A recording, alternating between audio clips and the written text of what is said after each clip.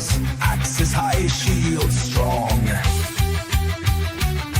From distant lands we gather, hearts of fire all along. Oh, big Nick, cause we follow through the storm and through the fight. For Valhalla we will borrow strength and might under moonlight.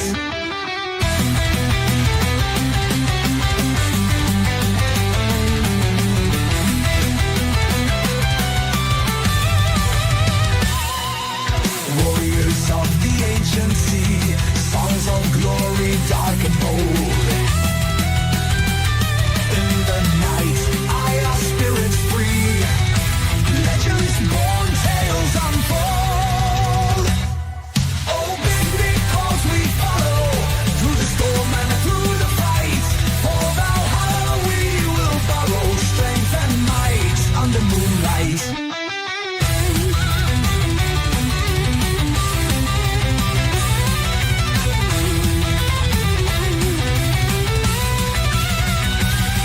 From horizons wild we roam, with thunder in our soul. Every battle brings us home to the stories ages told. Oh, big Nick, cause we follow through the storm and through the fight. For Valhalla we will borrow strength and might under moonlight. Hey! Oh! There. No! Shit! There! Hi! It seems like Rumble is up again. I know that because Brain Socks over at Rumble just sent me $2 in Rumble Reds. Thank you. Thank you. Thank you. Thank you. Thank you. Oh, yeah. Rumble has been down since noon Eastern time, but it seems like it is getting up and running again. That's great. Hello. Hey-o, folks. Yeah. It is Friday afternoon in United States. It is midnight where I am, and it's already morning in Australia, Korea, Japan, wherever you are tuning in from. Hello, this is Nick. It's my channel. I post videos of court proceedings, and I do live streams if it pops up a trial I find interesting. You probably see me in the YSL trial, which I covered for 2 years. So, yeah. Now, I know there's not a big turnover between you who watch my videos and the one who watches my streams, but hopefully I can make you aware. Yes, I am streaming as well. The last 1,500 or so of my subscribers have come through me posting from Judge Boyd, Judge Simpson, Judge McBurney, and stuff like that. The interesting cases it is. Sherazad is in Cairo. It's 1:35 a.m. You're still up. You're still up. Good. So, Cairo, Egypt. What a gorgeous country. Gorgeous country. And J-Town, hello. Fatuli, Kelly, Christine, Gwendolyn, Kelly, hello. Hello, I'm good. Thank you very much. So, the trial I am going to show you now is People versus Rendon. Not random, Rendon. Or Rendon. I am sorry for butchering these guys' name. Mr. Rendon is a bar owner in San Antonio. And a couple of years ago, closing time, they're asking people to, hey, ding, ding, ding, last call. And apparently in the state of Texas, after, or at least in that town, 2 a.m., it's done. 2 a.m. in the morning, you are done drinking. And in a bar, of course, sometimes brawl happens. And this time, not that unusual, but this resulted in, according to the prosecution, in the injury of bodily harm of Mr. Zalzar. And so the great state of Texas is charging Mr. Rendon with that assault. So that is what we are going to listen in on. This trial, the closing arguments is Monday. So I will cover day 1 today and day 2 and 3 tomorrow. And then we will tune in live for the closing arguments on Monday. So yeah, this is a short trial. It is, hopefully it has no government conspiracies in it. Hopefully the cops don't have, what you call it, cross amnesia once the defense is going to cross-examine. So I will be really interested in listening in on this. Now, I have the basics of the case. And let's just say the stories from, according to Mr. Zalzar, he was just out dancing and got assaulted, more or less. According to Mr. Rendon, they were trying to throw out an unruly party guests. So that is what is, yeah. So we are going to go right. This is in front of Judge Boyd. And I see Judge Boyd as a very, very fair judge. I really do. I don't always agree with her rulings, as in the previous trial I covered here. But I do believe she is not either pro-prosecution or pro-defense, in my opinion. So she is, in the big scheme of things, fair. So let's see here. Let's find a good one. That looks good. All right. Are you all ready? Oh, subtitles. There you go. Please be seated. All right, I hope all of you were able to find some decent parking. Downstairs, you were given an oath, but the oath that I'm going to give you now is for this specific case. So if each of you could raise your right hand for me, please. Do each of you solemnly swear that in the case of the state of Texas versus Mr. Rendon, you will a true verdict render according to the law and the evidence, so help you God? All right, you may lower your hand.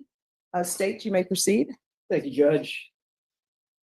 True bill of indictment in the name and by the authority of the state of Texas, the grand jury of Bexar County, state of Texas, duly organized and paneled and sworn at the January term AD 2024 of the 399th Judicial Court of said county and said court at said term to present in and to said court in the county and state of aforesaid material to the presentment of this indictment, that on or about the 20th day of August 2023, Mariano D. Rendon, hereinafter referred to as defendant, then intentionally, knowingly, and recklessly caused bodily injury to Pablo Rodriguez Salazar, hereinafter referred to as the complainant, by striking the complainant with his hand and striking and pushing the complainant with his knee against the peace and dignity of the state, signed foreman of the grand jury.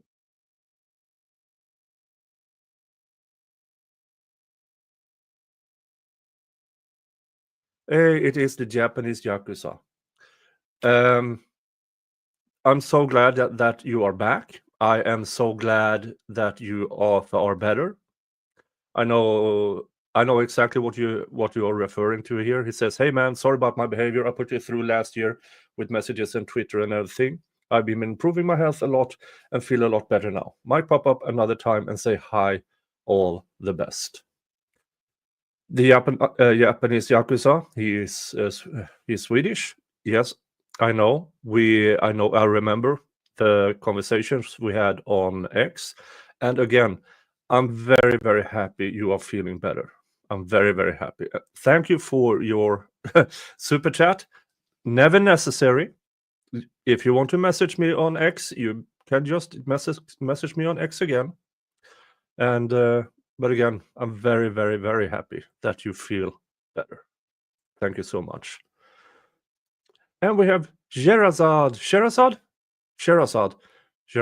I'm not entirely sure about the pronunciation. It's a new member. Thank you. And now you have access to all my members only content on YouTube and your own emojis here on this channel. And I will put up a link to my Discord in the members section on my channel. Okay. Okay, thank you so much. All right, let's get back. Let's get back to trial. Right, to that, how do you plead? Not guilty, Your Honor. Thank you. You may be seated. State, do you have any opening statements? Yes, sir.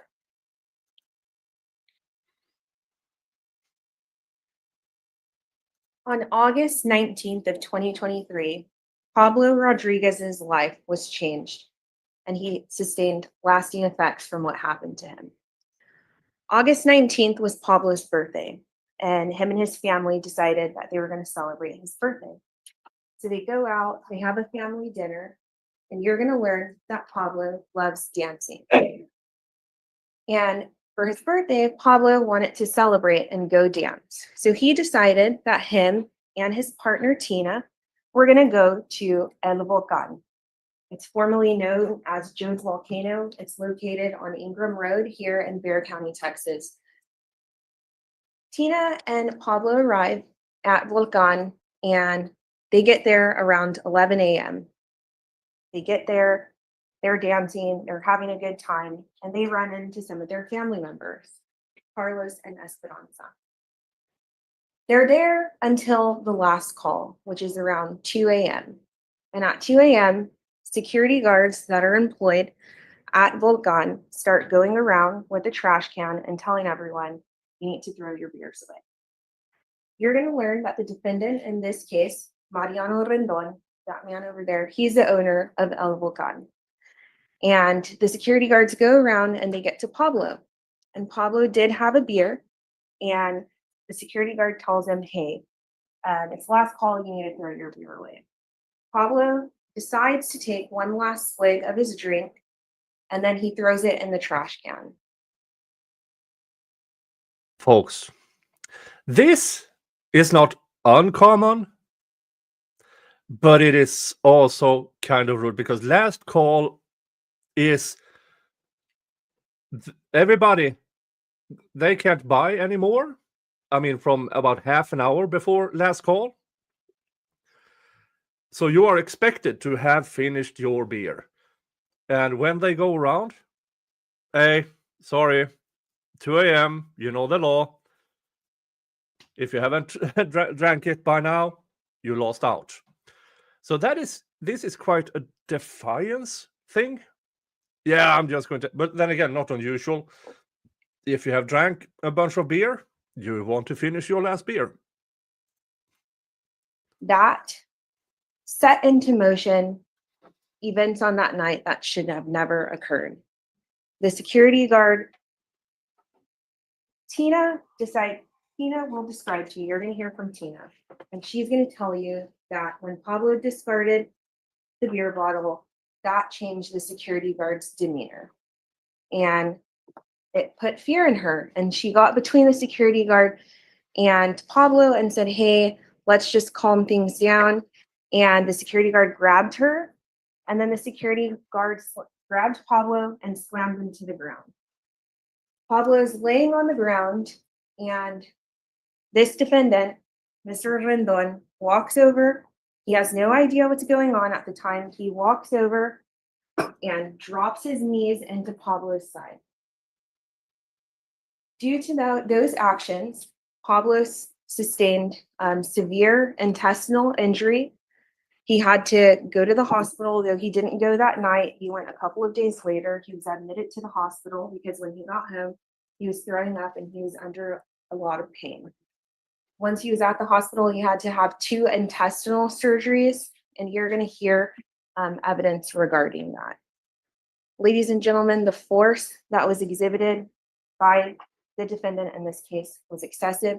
It was not immediately necessary, and we are going to ask you that once you view all of the evidence that you find him guilty of the offense of aggravated assault causing serious bodily injury. Thank you. All right, defense, any opening statements? May it please the court, counsel. Ladies and gentlemen, you're going to hear 2 versions of what happened it's actually in the early morning hours of August 20th. It's just, they arrived on August 19th and goes into the early morning hours. And you'll hear that at last call, which is the time when the Texas Alcohol Beverage Commission mandates that all people stop drinking at that time, that there's no more alcohol consumption on the premises. And this is oftentimes a kind of a contentious time in the life of a bar. So in El Volcan or Joe's Volcano, my client, Mariano Rendon, it's owned by his wife, and he is there also always assisting her in the operation of the business. And what you're going to hear is that this is always kind of a stressful time because you have people that have been drinking and want to continue drinking, but they have strict mandates by the state that all drinking be cut off at 2 o'clock in the morning and that stop. During this period of time, security guards are going around the bar and they're collecting any drinks that are not finished being consumed, and they're having them thrown into the trash.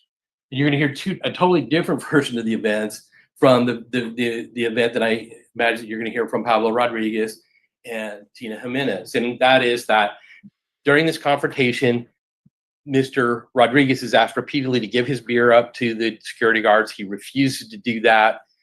There's a dispute about who took the beer or threw the beer into the trash can. But regardless, Mr. Rodriguez grabbed Mr. Cochran and they began to struggle. And a kind of a lengthy struggle ensued. And during this is not the only people involved. So Tina Jimenez and other family members and groups of that party are struggling with the security guards there on the floor of El Volcan. And during this time, Mr. Rendon comes out to try to assist because this is actually creating quite a disturbance. You're probably going to see some video in this trial that's just going to show the last part of it. It's not going to show this initial part of what happened, which is unfortunate. But during this period of time, it's a loud dance club. There's lights going off, all kinds of visual effects going off. There's music being played, Tejano bars. There's a lot of Tejano type music being played. And there's this huge struggle going on. And this is something that obviously Mr. Rendon as an operator is concerned about because he wants his guests to have a pleasant and safe experience. Unfortunately, when you're operating a club like this, you'll hear that part of it is dealing with people that are intoxicated. And during this assault, it's a sustained assault. And it's actually more than an assault, it becomes a robbery.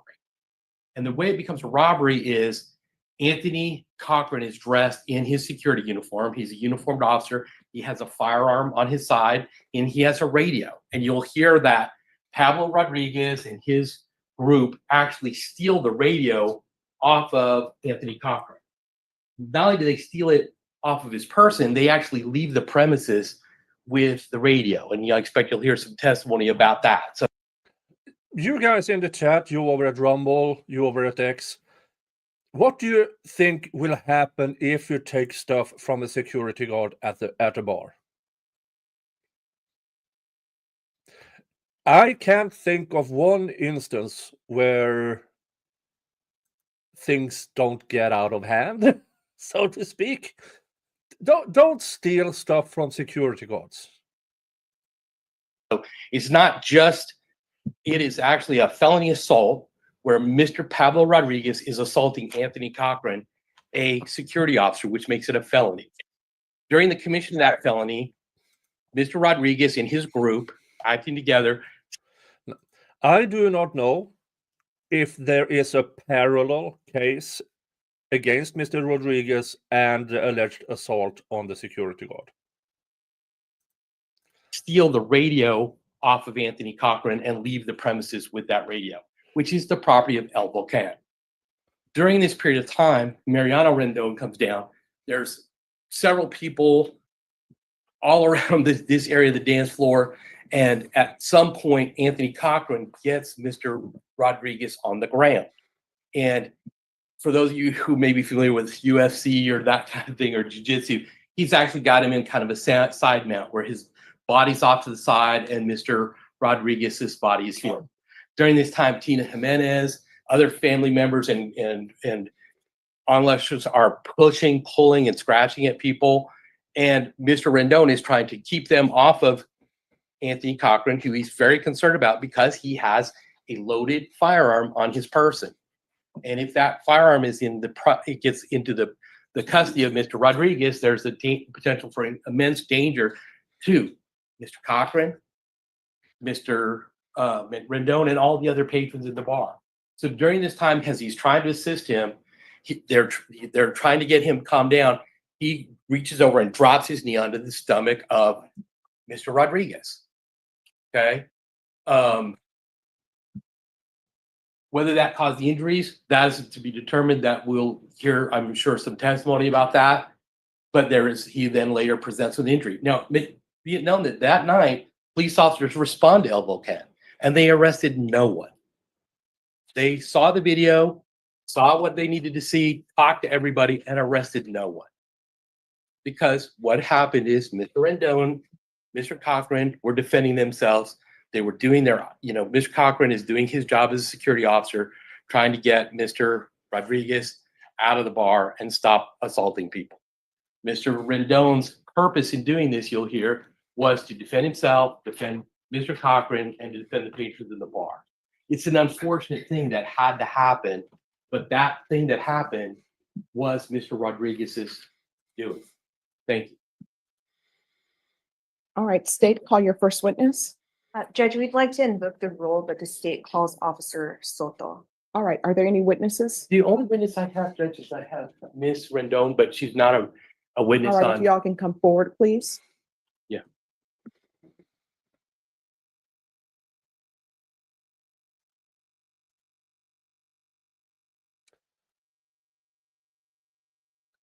And it is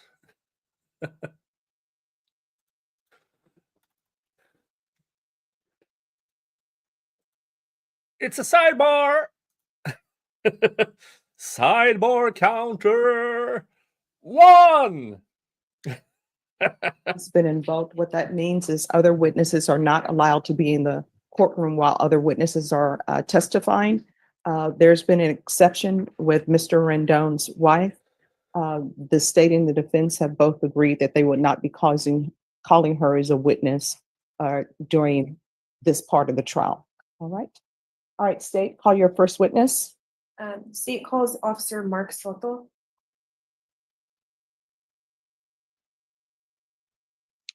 All right, trial is on the way. Trial is on the way.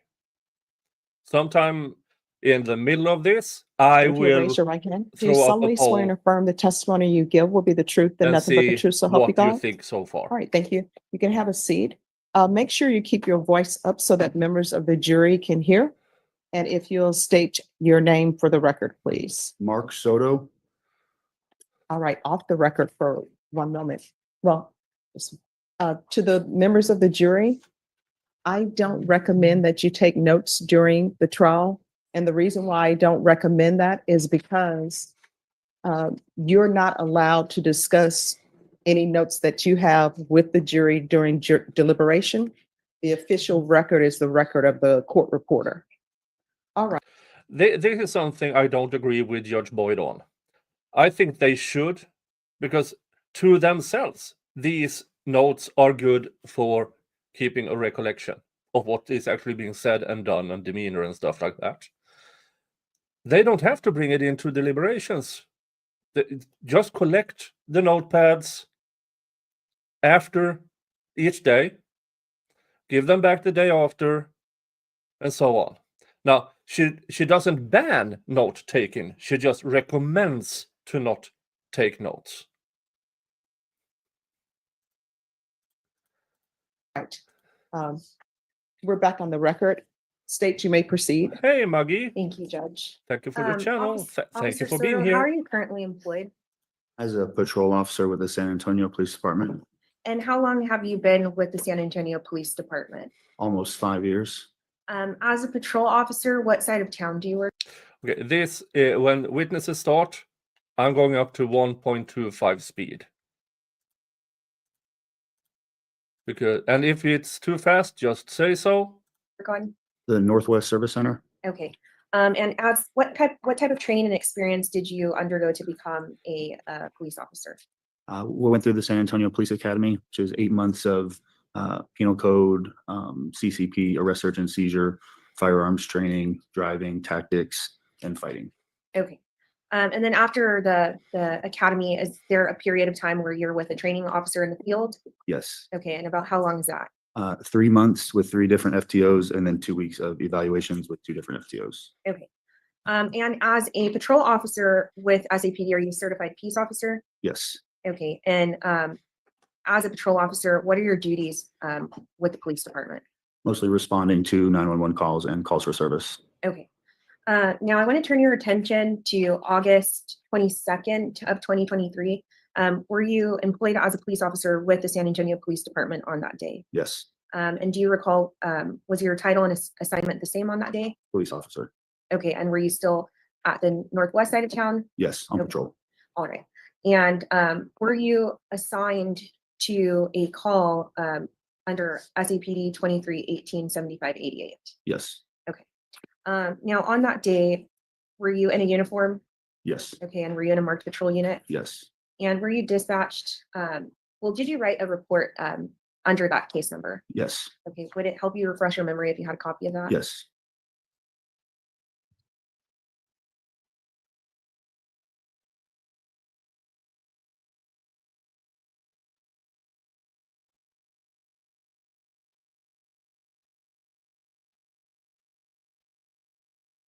So I'm showing you what's been marked for identification purposes as State's Exhibit number 1. Do you recognize this document? Yes. And is this a fair and accurate report that you wrote back in August of 2023? Yes. And have you reviewed it? Yes. And is it in the same form? It hasn't been altered in any way, is that correct? No. Okay. Now you can use that to refresh your memory, but just please don't read from it, okay? Now on that day, on August 22nd of 2023, were you dispatched to a home to take a report? Yes. Okay, and was that address 11635 Springmont Drive, San Antonio, Texas, 78249? Yes. Okay. And was that a residence, you said? Yes. And was it located in Bear County? Yes. Do you recall why you were dispatched to that address? For an assault report. Okay, and upon arrival at the scene, what did you do? I made contact with Miss Tina and Pablo, and I took their statement for an incident that occurred several days prior. And when you say several days prior, was that 2 days prior on August 20th, 2023? On August 20th, around 2 a.m. Okay. And so you said you met with Tina and Pablo, is that correct? Yes. All right. And as a patrol officer, what did you do on scene? I listened to the outcry of what Tina and Pablo were saying and tried to determine if a crime had been committed, what crime that was, and then report it to the follow-up unit, the appropriate follow-up unit. Okay. At some point during your investigation on the 22nd of August, 2023, did you come to know that there had been a previous report that was made on the actual date of the offense? Yes. Okay. And while you were on scene, did you have an opportunity to look into that? Yes. Okay. After doing that, you said that you were going to determine what offense to write up after conducting your investigation on scene and taking preliminary witness statements. What offense did you write a report for? I wrote I'm gonna object to relevance. Well, Determination of what assault. Oh, you can remain seated. Oh, sorry. It's okay. It just makes it easier yeah, for I the court forgot. reporter to hear. All right, your objection is relevance. State. Well, Judge, it's relevant to that.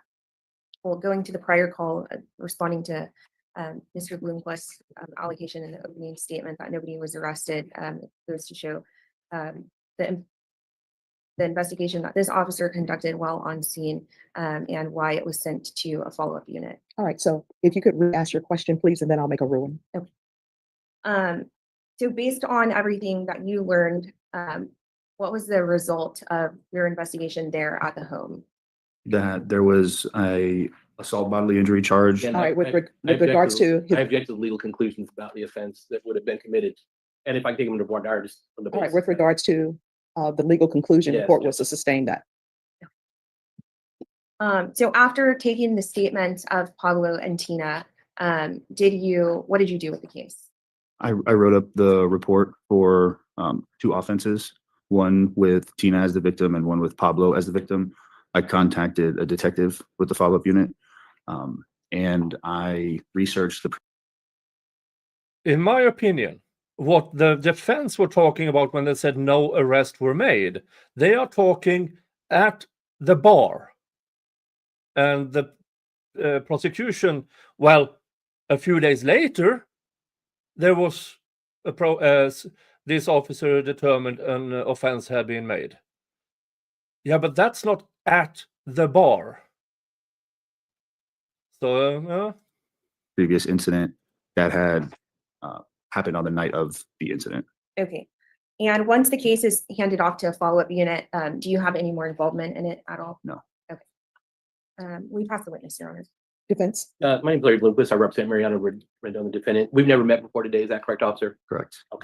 And during your part of the investigation, you never took a statement from my client, Mariana Rendon, or made any effort to do so? Correct.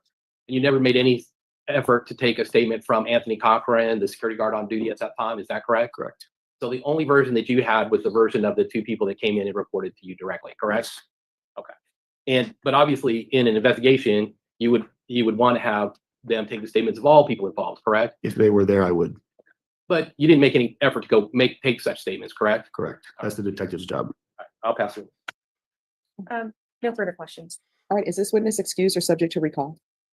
He can be excused, Your Honor. Excused. All right, the rule has been invoked. You're not allowed to discuss your testimony with anyone except for attorneys for the state or the defense. All right, make sure you leave the microphone. And if you will give the exhibit to the court reporter, please. State, call your next witness. The state calls Pablo Rodriguez.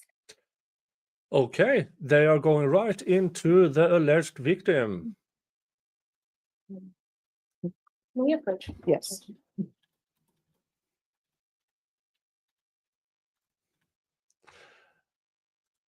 And we have a sidebar. Dun dun dun. Sidebar counter 2. Right. Ladies and gentlemen, the next witness is a Spanish speaker. So that witness will have an interpreter. The interpreter is on the way down.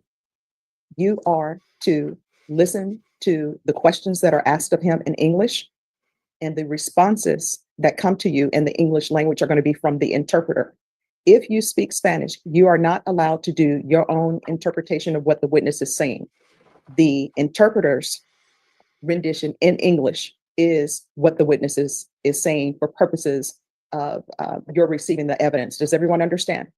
So if you speak Spanish, do not interpret. It's the official interpreter for the court. Does everyone understand? Yes.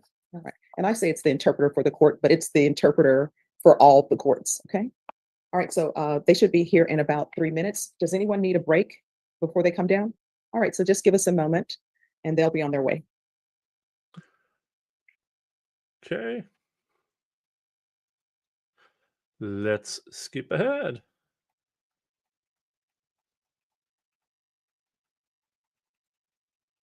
Dun, dun, dun. That took a bit more than 3 minutes. Let's see here. Could that little microphone that's there on the desk? Yes, if you could place that on, it's for the court reporter to hear.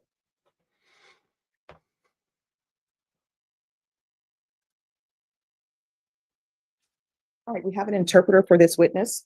If I could have the interpreter, if you could raise your right hand. Do you solemnly swear? It's for the interpreter. Do you solemnly swear and affirm you will faithfully translate from English into Spanish and Spanish into English, so help you God? I do. All right, if you'll state your name for the record, please. Your Honor, the interpreter's name is Jorge Valle. All right, and do you need to have a seat or do you want to stand? I can stand, Your Honor. All right, state, call your witness. State calls Pablo Rodriguez Salazar. All right, if you can raise your right hand. Do you solemnly swear and affirm that the testimony you give will be the truth and nothing but the truth, so help you God? Sí, sí, la verdad. ante Yes, the Dios. truth. All right, you can lower your hand. All right, state you may proceed.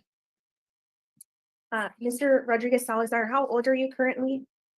Tengo 24 años. Ah, no, Um, 45 años. I'm 24 years. No, 45. 45.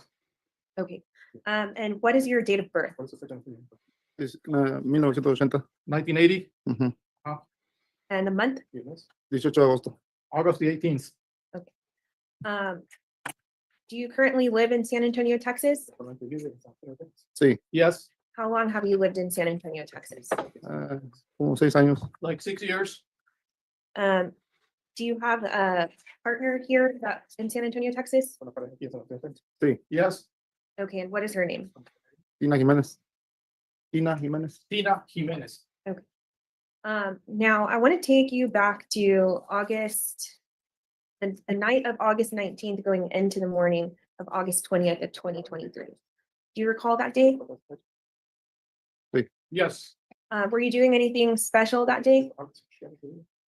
Mi cumpleaños. my birthday. Okay. And what were you doing to celebrate your birthday? Fui a comer I went out to eat, y luego me fui al volcán. and then I went to the Del Bocan party, ya, del party. to a party. So, Okay. And where is El Volcan located?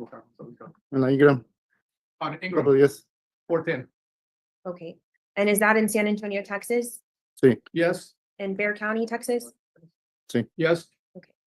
And so when you and Tina arrived to the Volcan, what were you all doing?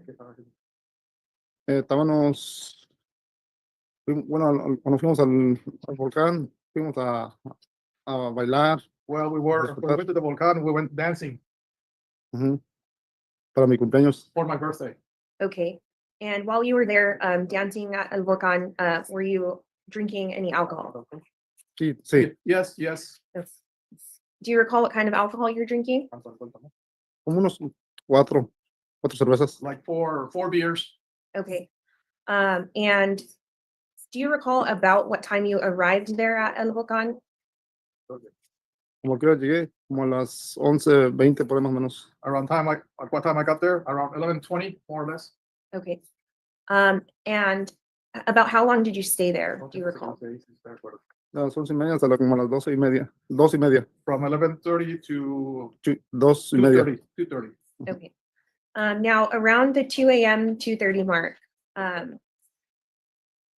what happened with the security guards? Pues me atacó. Que me atacó. He attacked me. Okay. Before that, what was the security guard doing in the El Volcan? Recogía las cervezas. He was picking up the beers. Okay. Do you go to El Volcan a lot? Sí, antes iba. Yes, before I did. Okay. And is that something that they would normally do at the last call? Sí, Yes, Okay. And so when the security guard is going around, is he instructing everyone to throw their alcoholic beverages away? Is that correct? sí, sí. yes, yes. Y lo di una tomada y ya fue lo que hice. I took a sip. That's what I did. Okay. I want to back up a little bit. Okay. So during the last call, the security guard's going around and he's instructing everyone to throw their alcoholic beverages away. Is that correct? Just out of curiosity, if you saw the security guards starting to go around, why wait to drink? Just saying. Sí, es correcto. Yes, that's right. Okay. And then at some point, does the security guard come up to you? Sí, Yes, Okay. And when the security guard came up to you, did he instruct you to do anything?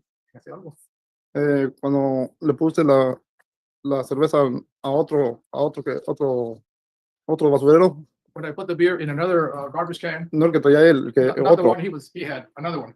y la aventé cuando me puchó. And I threw it in, and that's when he switched me. Okay. So the security guard instructed you to throw away your beer. Is that correct? Sí, sí, lo tiré. Yes, I did throw it away. Before throwing it away, did you do anything with it?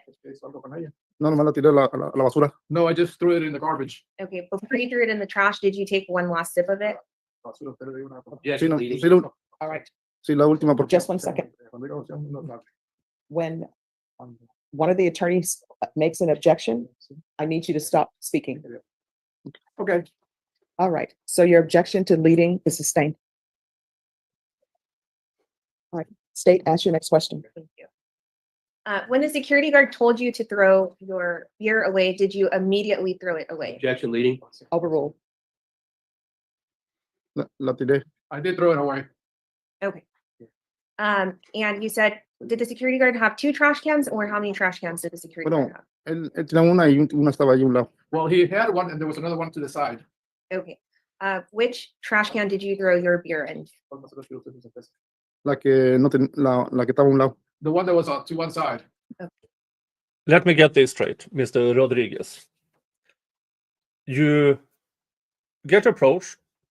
It's 2 a.m. Last call. You can't drink. You get one. You are told to do one thing by the security guard who holds up a trash can. Throw your beer in the trash can, and you did 2 things. You drank from the beer and then threw it in another. Yeah. It seems like a nothing burger, but establishments in Texas can lose their license if people drink after 2 a.m. I mean, that's not news to anyone, I assume. When you threw your beer away, what did the security guard do? Apuchó a mi esposa y no me aventó al piso. He pushed my wife and then he threw me on the floor. When you were on the floor, what did the security guard do to you? Me estaba apretando y me estaba golpeando.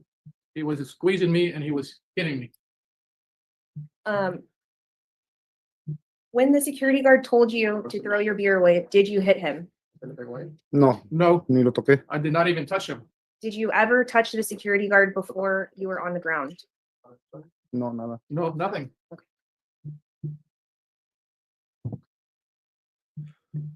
Why do I have I'm a gonna show feeling you that's not the what answer has the been marked as prosecution State's Exhibit is number 2. hoping for? Do you recognize what this is? El video cuando It's the video where fue cuando me golpearon. when they Folks, sadly, since this is on Zoom, this trial isn't covered by channels. But not news channels or a separate camera in the courtroom. We don't get to see the brawl. But I suspect the defense will bring out some facts that is on it once they get to cross-examination. they hit me. Okay. And did you watch this video earlier today? Sí, sí lo miré. Yes, I did see it. And did you sign this disc when you watched it? Yes, And is that how you're able to recognize it's the same video that you watched earlier? Sí. Okay. yes, yes. And when you watched it, was it a true depiction of what happened on the Okay. office stage? Sí. Yes. Ujú. And has it been changed in any way? No. No. I'm tendering State's Exhibit number 2 to defense, and the state offers State's 2. This video you showed me earlier. Yeah, Yeah, somebody more local to Texas has All right, to, State's Exhibit number 2 is admitted. yeah, somebody native to Texas have to tell me, is it last call that you have to stop buying, or is 2 a.m. when you have to stop drinking in bars? Without objection. Permission to publish, Your Honor. Granted.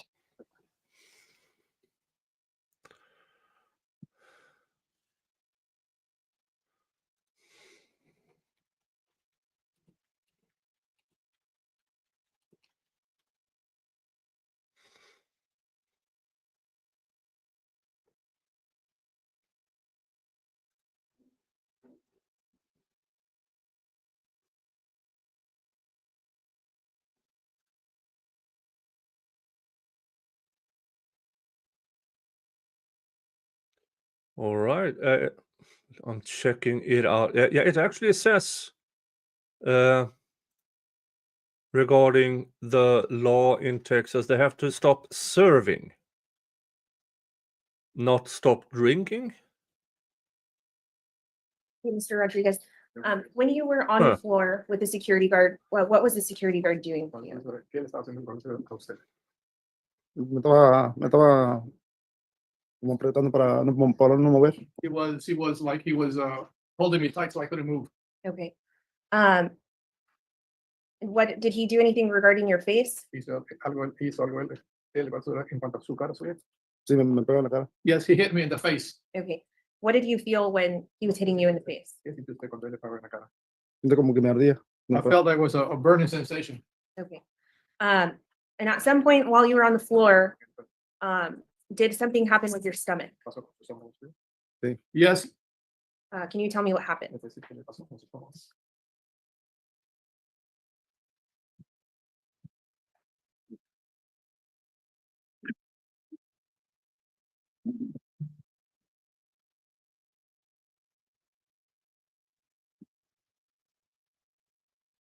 Que me pegaron con las rodillas. that he hit me with the knee.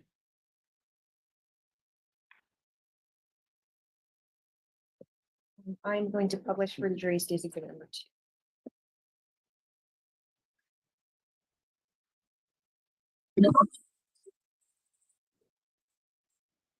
Pausing Stacy exhibit number 2, Mr. Rodriguez, the individual that is wearing a black shirt and some tactical pants, do you know who that is?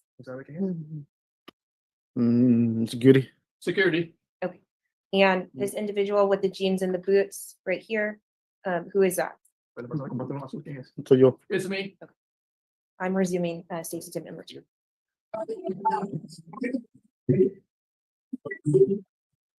I'm pausing Stacy exhibit number 2. Mr. Rodriguez, do you recognize this individual right here? Ah, sí. I can't see. I'll play it a little bit. Sí. Sí. Yes, Who is that individual? El dueño del volcán. the Volcan's owner. Okay, and do you know the name of the owner of Volcan? No. No, Okay, but how do you met him prior to this offense? Sí. yes, Okay.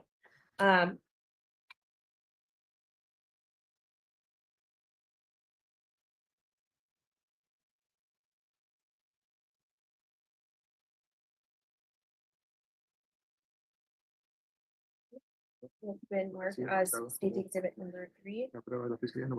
Ujú. uh-huh. Do you recognize what this is? Es una foto que una vez me tomé afuera, It's a photo that at one time I took outside, Okay, outside. pero nunca de fuera del volcán. outside the Volcan. Okay, and do you recognize the individuals that are in this photo? El dueño del volcán. The Volcan's owner, Okay, and who else? Yo. me, Ujú. I'm tendering to defense for inspection and operating state exhibit 3. All right, State's Exhibit number 3 is admitted without objection. And Mr. Rodriguez, what do you do for work?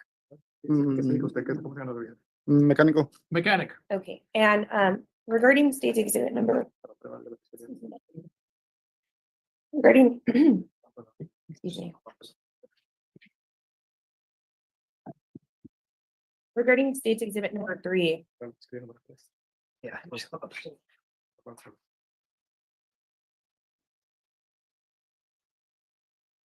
regarding state exhibit number 3, the owner of the Volcan, have you ever done any work for him? Un motor hice una vez. I did an engine for him one time, Okay, Pero nunca tuve amistad con él. but I never had a friendship with him. Sí lo conocía, pero nunca éramos like, amigos. I did know him, but we were never friends. okay. And do you see that individual here in the courtroom today? Ujú. Sí. Uh-huh, yes, Um, uh-huh. would you please point to him and identify him by an article of clothing that he's wearing? What? Can you please Mr. point to the Jingles is person you here. recognize as the Hello, owner Mr. of the Jingles. Volcan? And And can you say, can you describe an article of clothing that he's wearing? como ahorita, Like right now?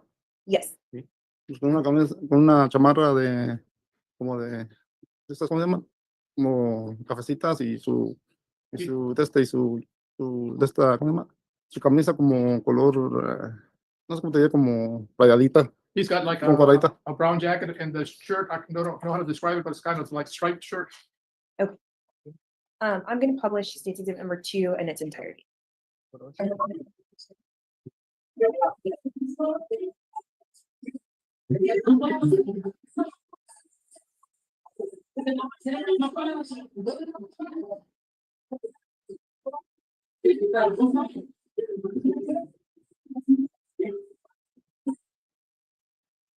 Mr. Rodriguez, do you recognize the female that is depicted on State Exhibit number 2 right here in the black shorts?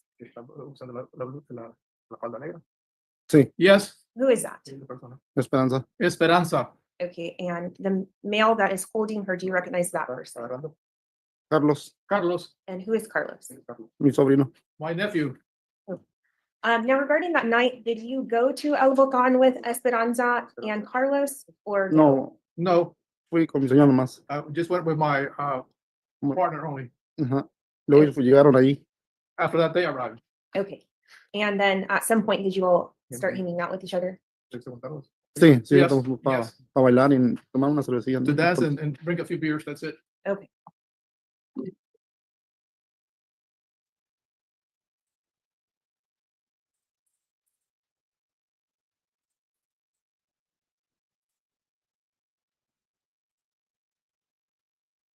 Yeah, what they are doing now is they are watching the video, the surveillance video, and sadly, we can't see it.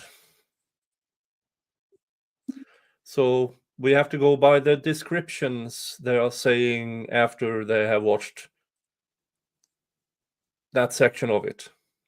Now, I do believe that the testimony from the defense regarding what happened, and could it be, as Mr. Rodriguez says, yeah, it was innocent. There's no need for this. But we got to hear an opening statement from the defense that it was a brawl. And the owner came down in the middle of the brawl, seeing his security guard stuck at the floor with this guy. And yeah, it seems like, for me, it seems like prosecution went with, this is what we found out first, and now they are prosecuting for it. If they had gone to everybody involved and actually checked with everybody before determining if a crime was committed and Now, by Mr. whom, Rodriguez, regarding that night, things might have did you gone take differently. But here we are. a radio or anything from the security guard? No, No, Now, after the events that we just saw depicted in State Exhibit number 2 occurred, what happened? no me pasó, pues salí caminando, well, what happened? Well, I walked out. Okay, sin securities y nada. ¿Cómo? Nomás sin securities. O sea, yo solo. I walked out without security or anything. I walked out on my own. okay. Once you were outside of El Volcan, did the police ever arrive? Sí, sí, llegó policía. Yes, the police arrived. Were you able to speak with the police on that night? Llegó la policía, pero mi esposa, mi señora que estoy junto con ella, ella habló con ellos. The police arrived and my partner, the lady I'm with, she spoke to them. Y Esperanza también, Esperanza also, también. Okay. Esperanza. And then after Esperanza and Tina spoke to the police, what happened? Where did you go from El Volcan? Me fui para mi casa. I went home. Once you were at home, did you notice if you had any injuries? Sí. Yes, a lot.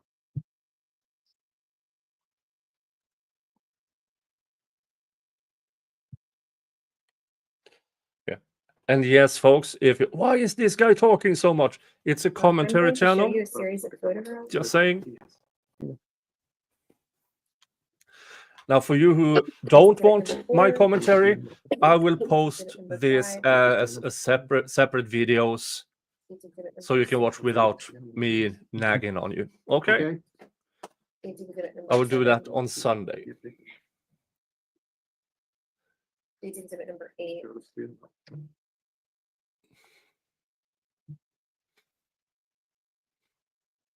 Yeah, and State Exhibit number 9. interesting. If I have you to seen these walk photos with a before? cane, is Yes, me And do drinking you and recognize the person walking that is in these a photos? crime? yes. And are they a fair and accurate depiction of the person displayed in the photos? Uh-huh. Yo. It's me. At this time, just tendering states 4 through 9 to defense for inspection and offering states 4 through 9.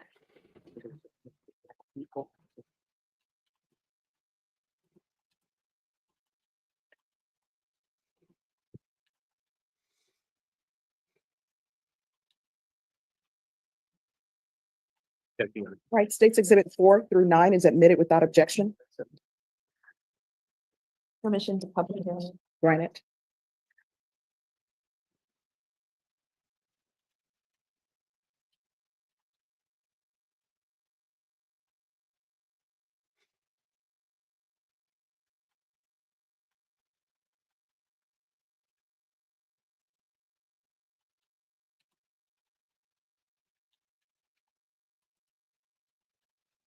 Okay, Mr. Rodriguez, on state exhibit number 4, can you tell me what injuries were documented in state exhibit number 4?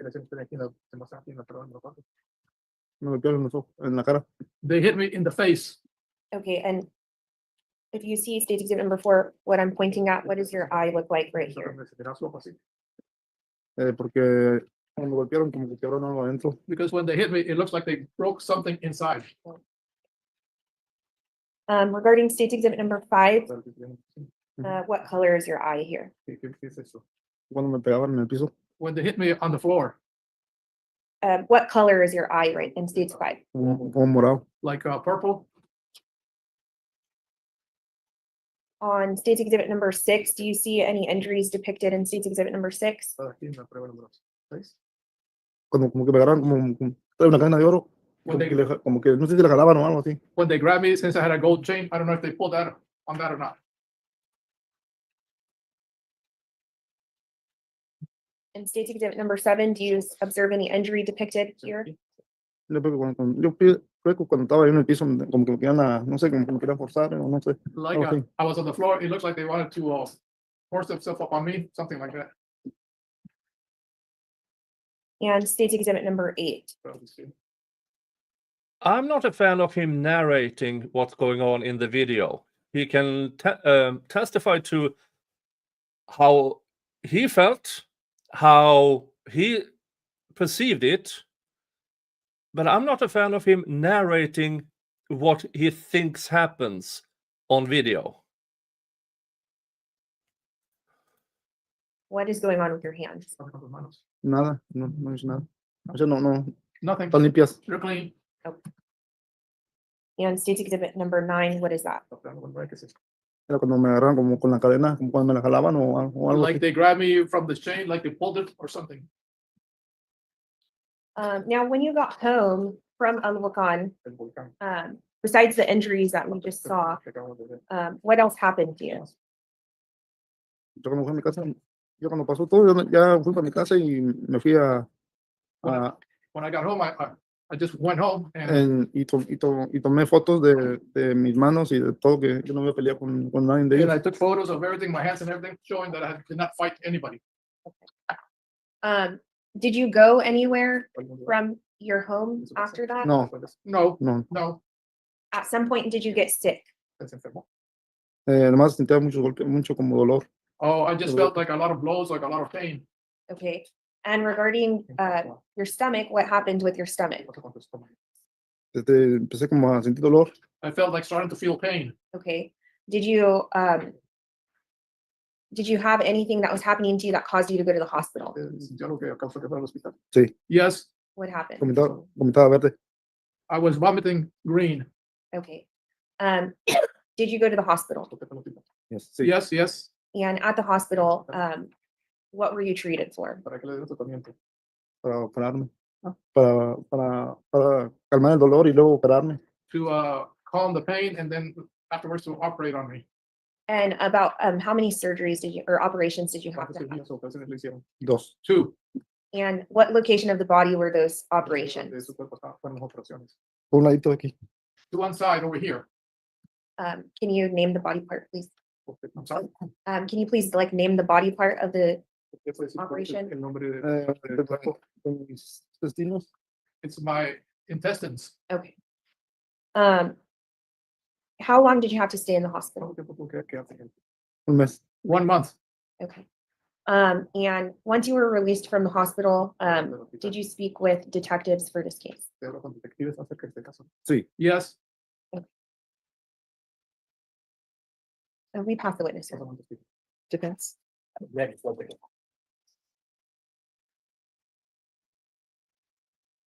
All right, let's see what the defense has to say.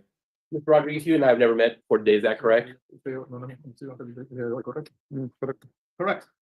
I represent Mariano Rendon. Let me ask you some questions. So where were you, you said you went to eat prior to going to the restaurant, correct? Or going to the Joe's Volcano? Sí. Yes. Where did you eat? ¿Dónde comió? Comí en Tequila I ate at Tequila Restaurant. What did you eat there? ¿Qué comió ahí? Comí un plato de I had a plate of fajitas. fajitas. And did you drink alcohol at that place? ¿Tomó algo en ese- Eh, ¿Tomó alcohol? No más una. Just one. And who was all with you at that restaurant? Estaba con usted en el restaurante. Mi esposa. My wife. And your wife's name? ¿Cómo se llama su esposa? No, ya no toma. No, she does not drink. I'm asking you what her name is. El nombre. Her name? Oh, Tina Jiménez. Tina Jimenez. Was anybody else with you and Tina there at the tequila restaurant? No. No, Had you made arrangements to meet anybody at Joe's Volcano? para entonces con alguien en el volcán. No, nomás llegaron ellos. No, they just arrived. How often had you visited Joe's Volcano at times prior to this? ¿Qué tantas veces había usted ido a Joe Volcano's antes de esta fecha? Antes iba casi cada 8 días Before, I used to go every 8 days para bailar nomás. just to dance. Okay. And did you like going there? Was it a good place to dance? Sí. Yes, And I want to turn your attention to the night that you got there. When you arrived at Joe's Volcano, did you meet with some other people? Nomás con mi sobrino y mi la Esperanza. just with my nephew and this Esperanza. And your nephew is Carlos Rodriguez, correct? Sí. Yes. And where does Carlos live? La verdad no sé dónde vi, pero no tengo la dirección. I honestly do not know where he lives. I do not have the address. Not the specific address. What city does he live in? No la dirección específica, ¿en qué ciudad? No, aquí en San Antonio. Here in San Antonio. And how is he? Is Esmeralda his girlfriend? Y Esmeralda es la novia de él. Sí. Yes. And where did you meet them? Before you went in the club or inside? Antes de todo o ya adentro. Adentro. Inside. Ellos llegaron. They arrived. And where does Esmeralda live? Donde vive Esmeralda. Vive con aquí en San Antonio. She lives with right here in San Antonio.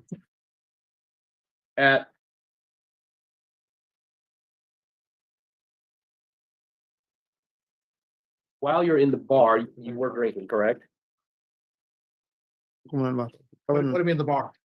Inside the bar, inside Joe's Volcano, you were drinking beer, correct? Dentro de Joe's Volcano. No, nomás lo compré y me senté como una barrita así, chiquita así. I just bought it and that sat down on like a little bar on the side. Right. I'm not asking where, but I'm just saying you were drinking beer at the bar. Sí. Yes. And how many Yes. beers did you have while you were at Joe's Volcano? No hay como unas 3 o 4. Like 3 or 4.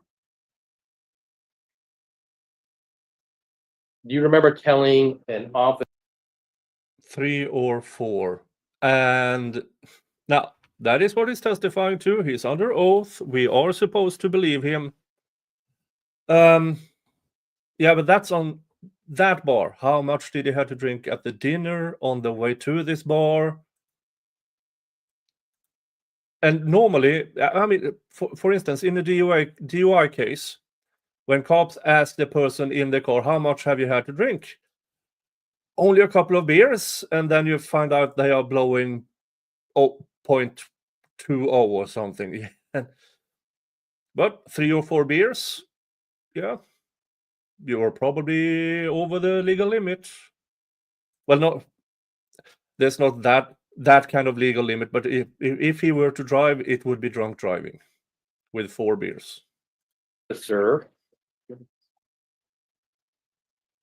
No. No. Did you, just listen to my question, I haven't finished. You remember telling Officer Daniel Grossi that you had 5 drinks? Sí. Yes. All right. So now we're up to 5.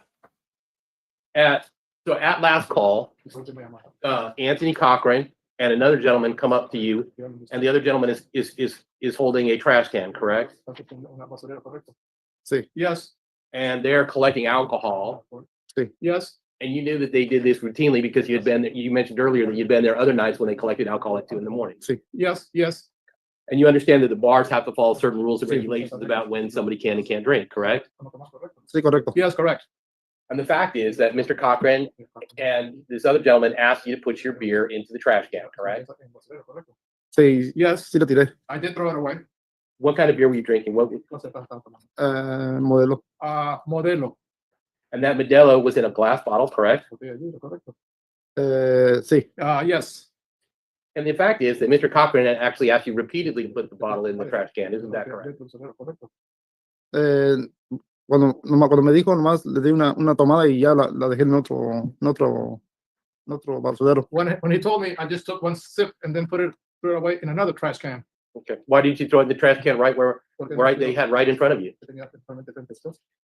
Porque estaba a un lado del otro basurero y lo tiré. Because I was next to another trash can where I threw it away. And you didn't just place the bottle in there, isn't it correct that you slammed the bottle into the bottle? No, nomás la aventé así. No, I just threw it Cayó. like this. All right. Could I have parties approach? All right. That gets us to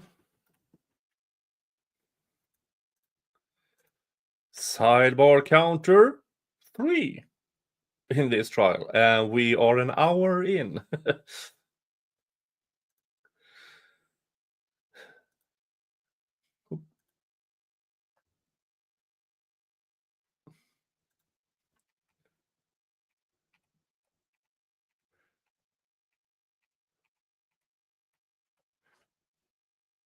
Okay.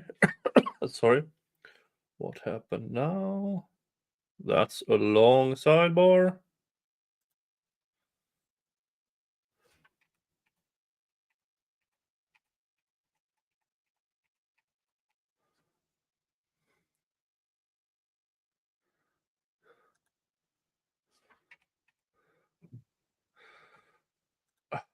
I don't know what happened during the sidebar because Judge Boyd Just mutes. so you all know, you can sit in any chair over there that you want to sit in.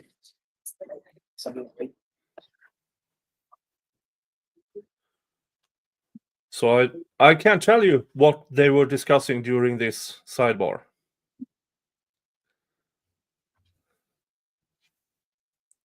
Everyone, please be seated. And defense, it was your cross-examination. You may continue. Thank you, Your Honor. And in fact, isn't it true that you grabbed the security officer? No. No, And isn't it true that you punched the security officer multiple times? Nunca lo golpeé. I never hit him. If witnesses saw you punching the security officer, you disagree with that? Pues yo no les hice nada. Well, I didn't do anything to him. Okay, but my question is, if witnesses testify that they saw you punching the security officer, you disagree with that? Estoy de desacuerdo que no hice nada. I disagree. I didn't do anything. And at some point, you ended up on the ground, and at some point, you were on top of the security officer. Él estaba arriba de mí. He was on top of me. But prior to him being on top of you, there was a time when you were on top of him, correct? No, me puso en el piso todo el tiempo. No, he put me on the floor all the time. And during this period of time, Tina was grabbing the security officer as well, correct? De eso no me miré porque pasó de repente. That I wasn't aware of because it happened so quickly. But we see Tina in the video approaching close to the security officer, correct? No miré. No, I did not see that. Okay, so we play the video again? Yes.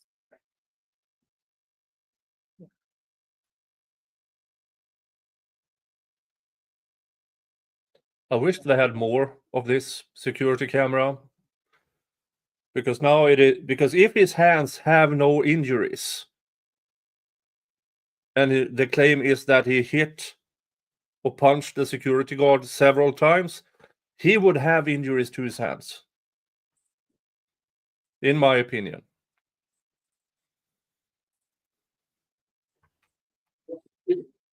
The black shorts. La falda negra. Sí. Yes.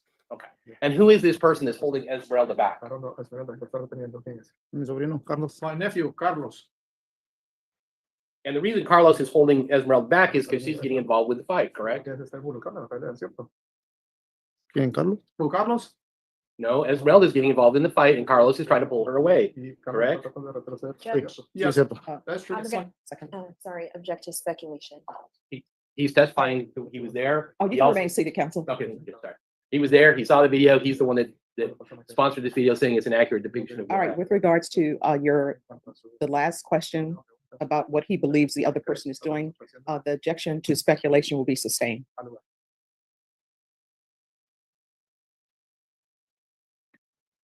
We And folks, it is Friday night. I'm having a beer in my own home. some point, the security officer was stripped of his radio. Isn't it true that you and the people with you stripped the security officer of his radio? No, no me di cuenta, yo no sé nada. No, I was not aware of that. I don't know anything. The officer was also stripped of his baton. Are you aware of that? Quitaron su batón. No, no sé, yo no eso. No, I do not know anything about that. Okay, that I did. Yeah, that's turning into a quite dangerous situation if he's losing both his In radio fact, when you and the left, you were baton. actually being escorted by multiple security officers, correct?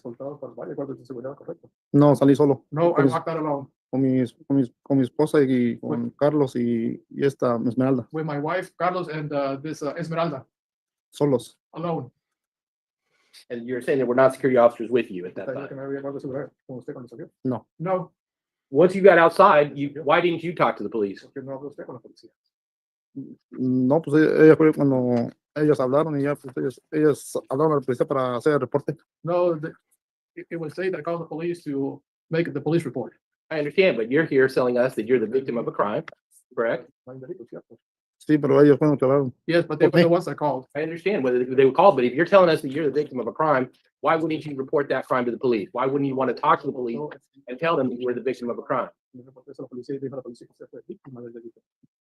Porque ya cuando llegué, cuando llegué afuera ya están hablando a la policía, esta Esperanza. Because when I got outside, they were already calling the police. Esperanza was. Well, I understand, Entiendo. but let me back up. If officers that were there Estaban ahí. said that everyone in your party was highly intoxicated, do you disagree with that? Está totalmente bastante ebrio. ¿Usted está de acuerdo con eso? Yo no estaba ebrio. I was not intoxicated. What about the others in your party? Carlos, Esmeralda, and Tina? Neither.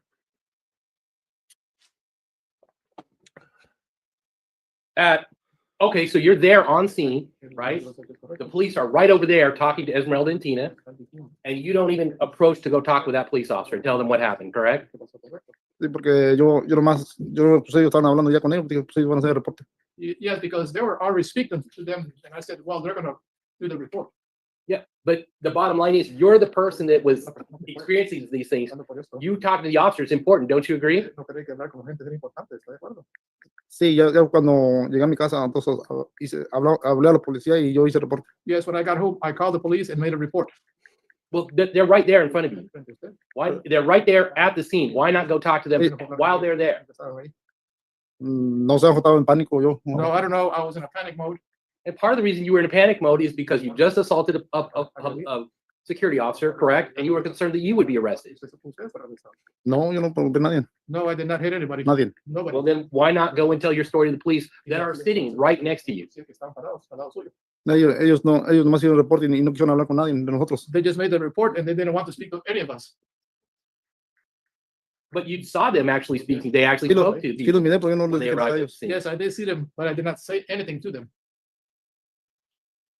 Well, I guess I'm not understanding why you're not saying something to them. If you're a person that's saying that you were assaulted and they're standing right there, why wouldn't you address it unless you had concerns that you might ended up being arrested? Yo no te ocupé por ser arrestado. I was not afraid of being arrested. No, porque yo no hice nada. No, I didn't do anything. I'll pass it. All right, state. No further questions, Judge. All right, is this witness excused or subject for recall? I understand what the defense is trying to say here. If you believe that you were a subject of a crime in the bar, why did you not go up to the cops?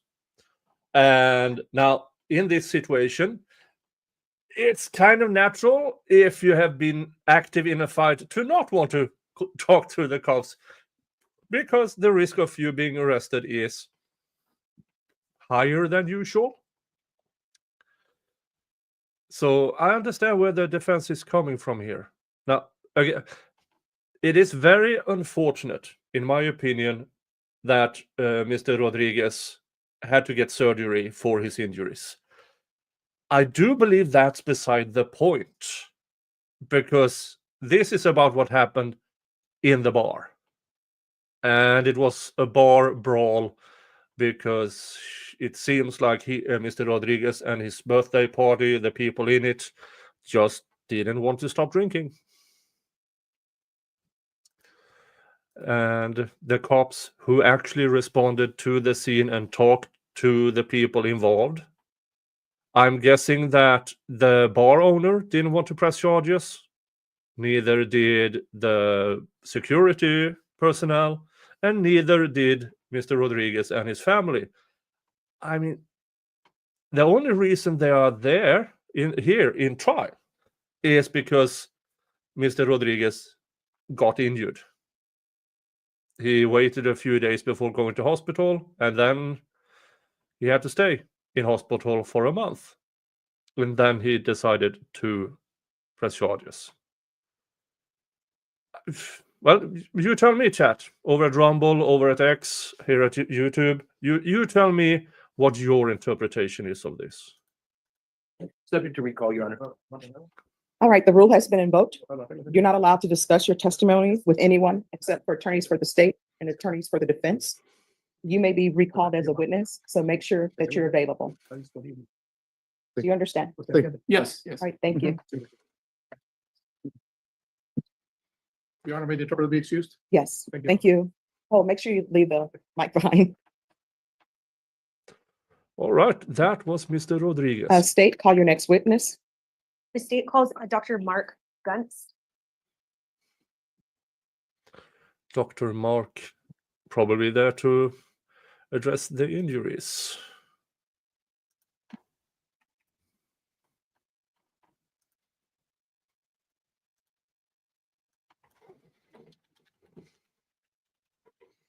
Can you raise your right hand? Do you solemnly swear and affirm the testimony you give will be the truth and nothing but the truth, so help you God? Yes. All right, you can lower your hand. Make sure you keep your voice up so that members of the jury can hear. State, you may proceed. Thank you, Judge. Dr. Guntz, can you please introduce yourself to the jury? My name is Mark Gunst. And how are you? I'm going to ask you to speak into the microphone that's in front of you. Sorry. Thank you. And how spell are you your name, presently maybe? employed? I work for Tenet Healthcare. I'm a surgeon. Okay. How long have you been a surgeon? Almost 20 years. Okay. What is your educational background? I went to medical school at Texas Tech for 4 years. I did a general surgery residency for 5 years, and that was followed by a fellowship in trauma and critical care. Okay. And are you licensed to practice medicine in Texas? Yes, And have you been licensed, you said, about 20 years? correct. And as a surgeon, what does your practice consist of? Mainly right now, general surgery. Most of it in the past was trauma and acute care surgery. Okay. During the course of your duties as a medical doctor, have you examined and treated individuals with injuries? Yes, Has this been on few or many occasions? many occasions. Okay.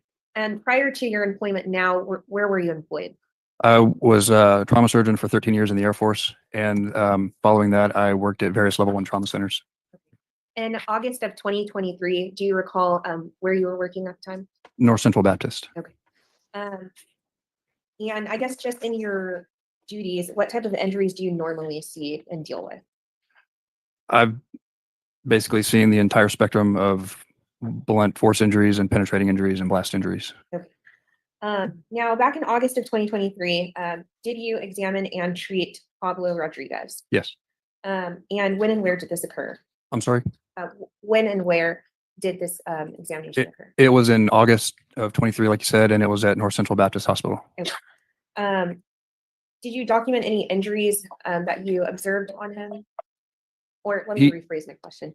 How did he come into your care, if you recall? So he was transferred from St. Luke's Hospital, which is not a trauma center.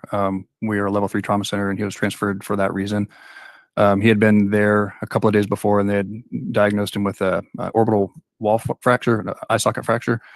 And he went back there a couple of days later with abdominal pain, and that's when they were concerned about a perforated intestine. Okay.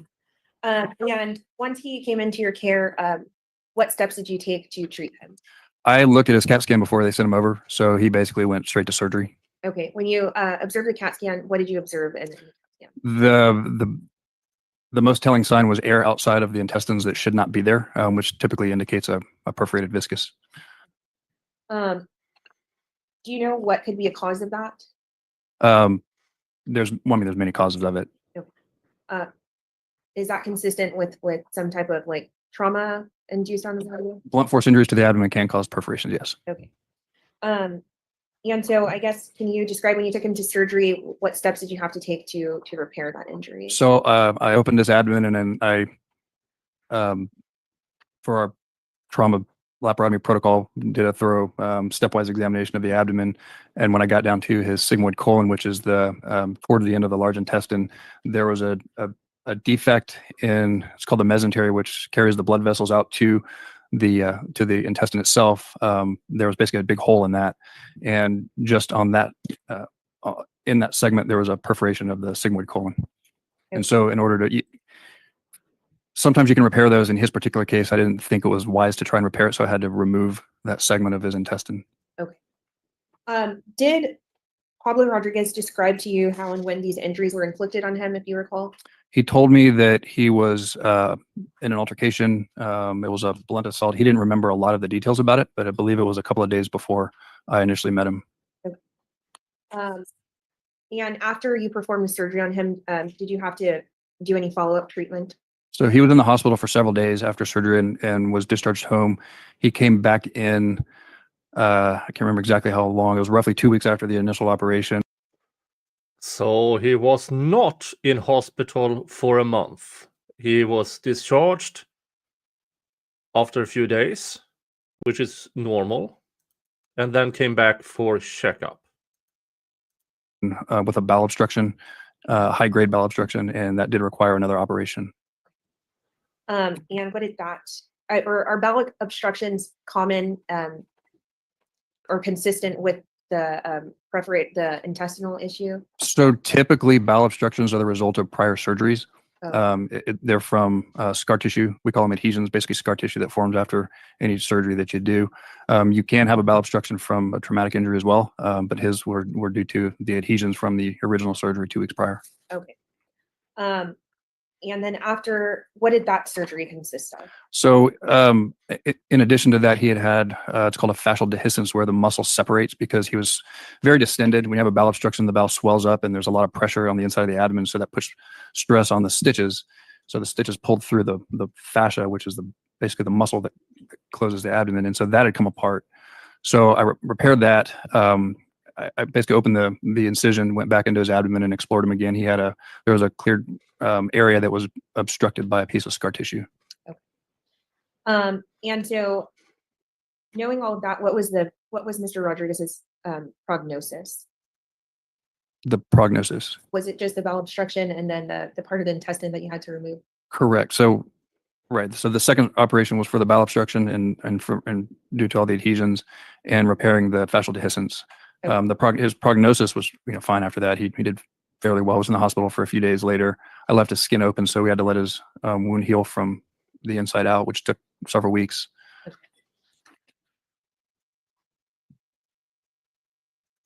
Yeah, that I assume that's not very pleasant.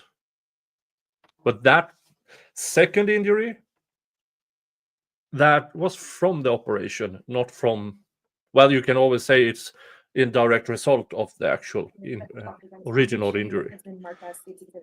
But he was not in hospital for a month. The records, yes. And what are those records and where are they from? These records are from St. Luke's Hospital, the original hospital that he went to. And did you review those in treating patient in this case? I spoke with the ER doctor and I reviewed the CAT scans and labs and did read the ER note as well. Yes. Then I'm going to show you what's been marked as states 11 through 13. You take a look at these and tell me if you recognize what's depicted in those. Yes. Okay. And are those fair and accurate depictions of Mr. Rodriguez and then yourself? Correct. I'm tendering states 10 through 13 to defense for inspection and offering the same. May I have just a moment, Your Honor? Yes.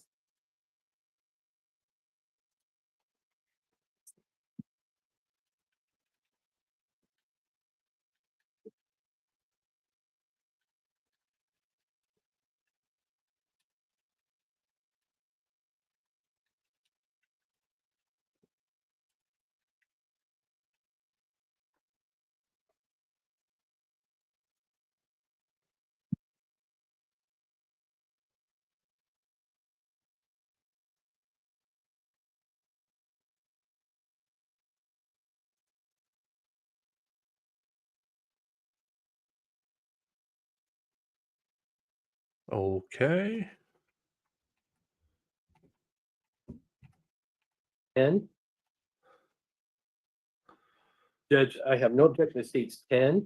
I do object to states 11 and 12, and I'd like to take that up outside the presence of the jury. All right. Could I see, so State's Exhibit number 10, no objection? No objection to 10, Your Honor. All right, State's Exhibit number 10 will be admitted without objection. And then you say the other three, you do have No objection. objection to states 13. All right, State's Exhibit 13 will be admitted without objection. All right, so ladies and gentlemen, I'm just going to have you stand in the hallway. Remember my previous instructions. Everyone, please rise for the jurors. Okay, let's see if we get to hear the argument surrounding this at least. So with regards to Oh, State's we Exhibit get to hear the 11 and argument. 12 that you have objections to, are either of those photographs included in State's Exhibit number 10? No, Your Honor. All right. And are either of those photographs the same as State's Exhibit 13? No, Your Honor. All right, so I'll hear your objections. So my objection to states exhibit number 11 and 12 are that these are the result of a medical procedure that occurred. They're obviously disturbing photos because it's the aftermath of a surgery. I don't believe that adds to any. I don't think that it adds any weight to the issue of whether there was serious bodily injury. I do feel that they are highly inflammatory and that there is a danger of undue prejudice. I would ask the court to take analysis under basically to analyze the probative value that we get versus the danger of unfair prejudice. And I feel that the danger of unfair prejudice outweighs the probative value of the photographs in that they're obviously highly disturbing photographs of someone on a post-surgical basis. The fact that there are these photographs does nothing to advance the state's case that there was serious bodily injury. It does nothing to advance the case further other than these are some gross pictures that we took after the surgery. They are highly prejudicial, and therefore I'd ask that states, I think it's states 10 and 11, no, 11 and 12, I'm sorry, be excluded. Are you, and I'm just asking this based upon part of your earlier argument, are you stipulating that the complainant suffered serious bodily injury? Well, I believe that there was a serious bodily injury. Whether what Mr. Rendon did was the cause of that, I dispute the fact that that is necessarily the causation issue. But I don't believe there's any doubt that he had a serious bodily injury. Whether what Well- Mr. Rendon was the cause of it, I guess, is the question. All right, so the state has a part of their evidence that they have to prove from the indictment is that there was serious bodily injury. And defense, you stated that these photos are not in state's exhibits 10 or 13, correct? That's correct here. All right, state? The state's response is that the photos are more probative than prejudicial. The doctor has testified that the reason that he had to leave the area open is due to some scar tissue that caused the bowel obstruction from the previous surgery. And so I believe that it would be probative to the jury as the fact finder to be able to see the photos and to aid in the doctor's testimony. My response to that, Judge, is that they're photos of the surgical procedure, not the actual event that occurred.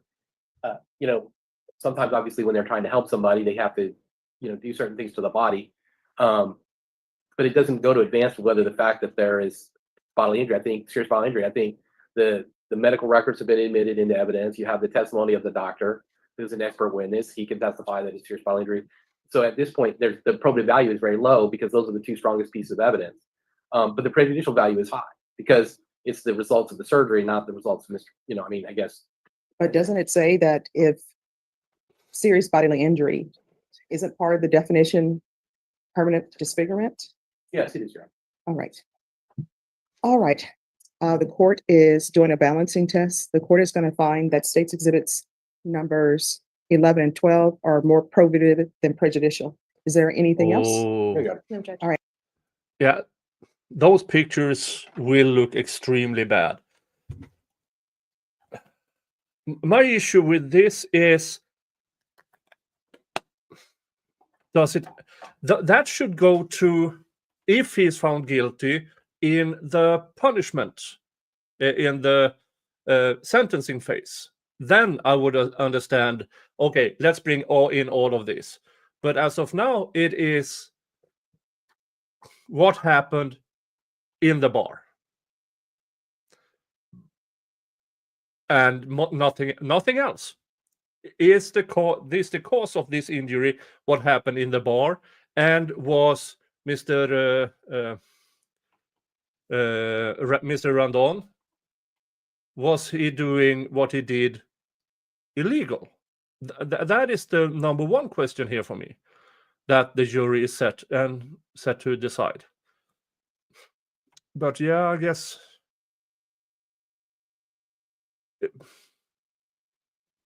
for me at least, I would understand more the photos being brought in a sentencing phase, not a guilt phase, because in the kneeing of Mr. Rodriguez, was Mr. Rendon acting in self-defense of himself and his property? And was the result of the more severe injury that Mr. Rendon didn't seek immediate help? Yeah, this is a hard one, folks. Right, so states 11 and number 12 will be admitted, and I'll make that announcement that they're being admitted in front of the jury. Are they ready? All right. So they took a short break. Does anyone need a restroom break? Okay. Okay. One thing I learned in the Army is if you get a chance to eat.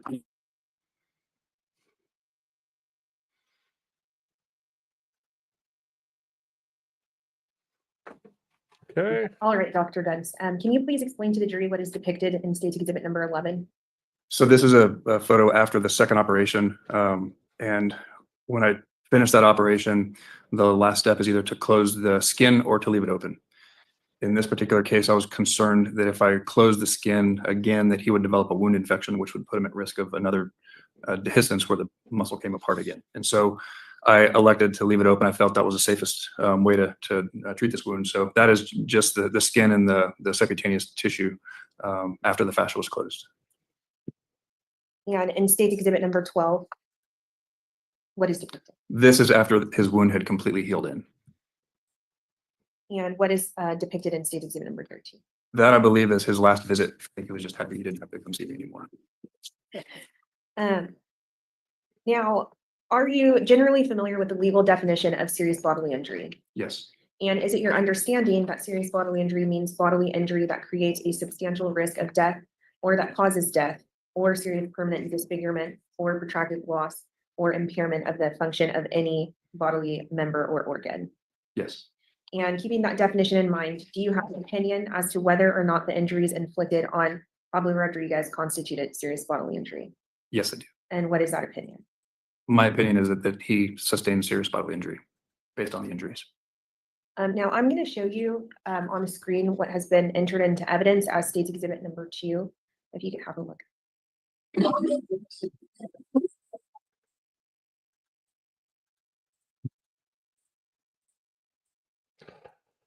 And I guess there are no showing the video. Now, regarding what we just saw in State's Exhibit number 2, could that be consistent with blunt force trauma that would inflict the intestinal injury?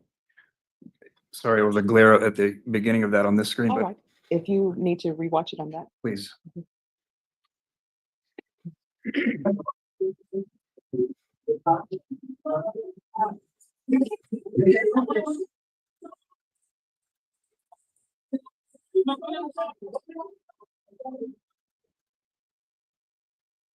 Can you repeat your question, please? Yes, so regarding what we just saw exhibited in State's Exhibit number 2, could that knee, in the abdomen be considered blunt force trauma that would be consistent with the serious bodily injury sustained by Mr. Rodriguez? Yes. We pass the witness, Your Honor. All right, defense, you may proceed. Yes, thank you, doctor. My name is Larry Lucas. I represent Mariana Rendon in this case.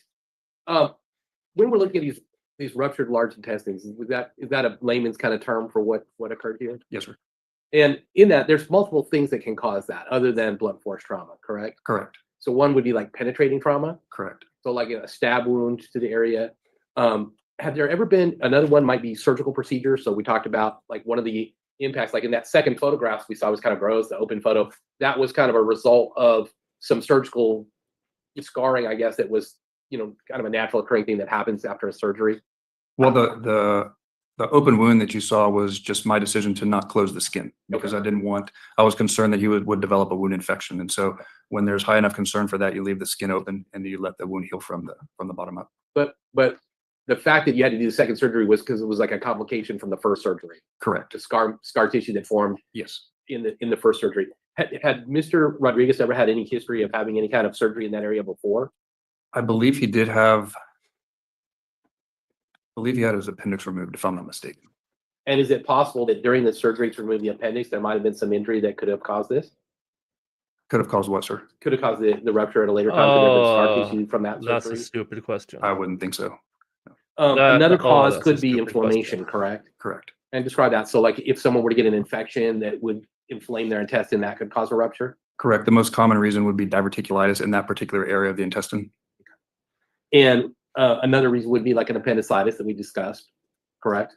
Not in that particular area of the intestine, but yes, appendicitis can rupture, but I believe had his appendix removed already. Okay, but then that would be in a different location Yes, than sir. this one. So we can rule that one out, correct? Okay. Another one would be like inflammatory bowel syndrome. Is there any history of that with Mr. Rodriguez? Not that I know of. But if there was, is it possible that that's something you may not know going into this? Certainly possible. Okay. So had Mr. Rodriguez had that condition or maybe an undiagnosed condition that could cause this as well? It can cause a perforation, yes. Another one would be peptic ulcers. Is that something that can cause this kind of a rupture? Peptic ulcers occur in the stomach and first part of the small intestine, so not in this area. Not in this area. But yes, it can cause a rupture. What about like long-term use of NSAIDs? And can you describe what NSAIDs are, medicines? Ibuprofen, Motrin, Advil, aspirin, those types of medications. And so long-term use of those, can that also cause a rupture? Commonly peptic ulcers do. Okay, so that kind of causes the peptic ulcer, which then, so we can kind of rule that one out. Correct. And then another one is a bowel obstruction. Are there times when people get bowel obstructions for other reasons? Most commonly is from scar tissue. Yes, you can have bowel obstructions from other causes. And then colonoscopies, is that another thing that can cause a bowel obstruction? Uh, Not a bowel obstruction, a rupture. It can cause a rupture, but that's generally going to be immediately either during the procedure or discovered shortly after. Sure, yeah. Okay. But I'm assuming that you feel that this injury was caused approach. Yes. And can I just see the medical record? There.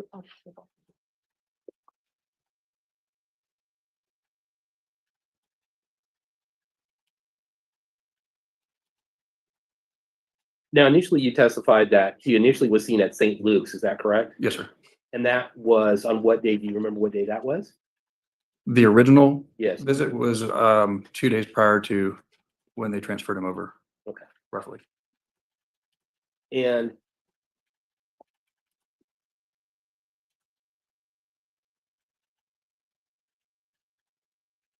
have just a moment, Your Honor. Yes.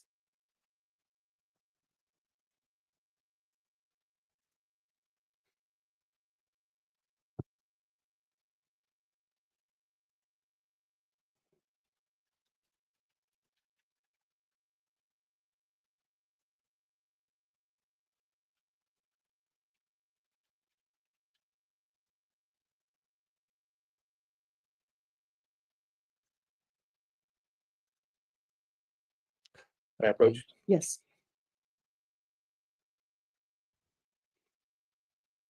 Hey, DSM, good to have you here. I'm gonna show you this page mark 5 of 9.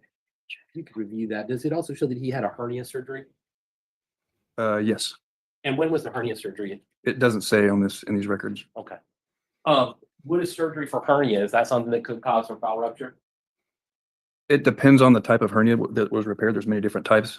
Any surgery can cause a bowel rupture, but again, that's going to be very close to the time of surgery. I think the defense needs to ask, could this add to the risk of a ruptured hernia with a predetermined condition? Right, but couldn't a surgery, for example, for a hernia at one point in time cause the buildup of scar tissue that at some later time creates a bowel obstruction? Yes, sir. And that bowel obstruction could rupture the intestine, correct? The bowel obstruction typically doesn't rupture the intestine. What the obstruction is basically the intestine is kinked. So a piece of scar tissue acts like a band. I guess an example would be if you have a garden hose and you kink off the garden hose to stop the flow of water. That's functionally what a bowel obstruction is. So they typically don't rupture from a bowel obstruction. I guess it's possible, but Yeah, typically a bowel obstruction it's not going to rupture. come on, defense. You need to ask better questions here. Ask the questions. Could these prior surgeries, the appendix and the hernia, could that have these predetermined conditions? Could this have added to the ruptured bowel? Could this have added to the then obstructed intestines? Come on, defense. Ask better questions. They just don't improve, and that's why you need to take them to surgery sometimes. Just one more moment, Your Honor. Yeah, scar tissues in your intestines later on in life, it can cause new injuries. I'm very fortunate I don't have any to my knowledge. I'll pass the witness at this time. Yes. All right, state. No further questions, Your Honor. All right, is this witness excused or subject to recall? Excused by the state. Excuse me. All right, the rule has been invoked. You're not allowed to discuss your testimony with anyone during the pendency of this trial. If you'll remove the microphone, and if you'll leave the exhibits with the court reporter. All right, thank you. All right, that was that witness. Now we are roughly halfway through day one, so I'm going to put up a poll.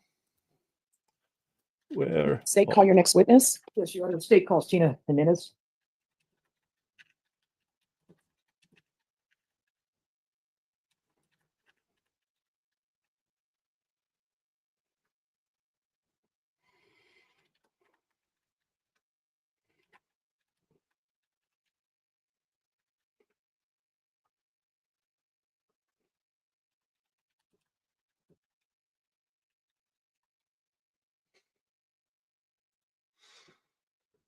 All right, if you'll raise your right hand for me, please. Do you solemnly swear or affirm the testimony you give will be the truth and nothing but the truth, so help you God? Yes, ma'am. All right, you can lower your hand. Make sure you keep your voice up so that the members of the jury can hear. Yes, ma'am. And if you could put the microphone on. On? It's a square microphone. I'll show her. Okay, thank you. Ladies and gentlemen, I'm the one that, this right, just clip it onto your. Oh, So that I don't have it on mine. Yeah, got it.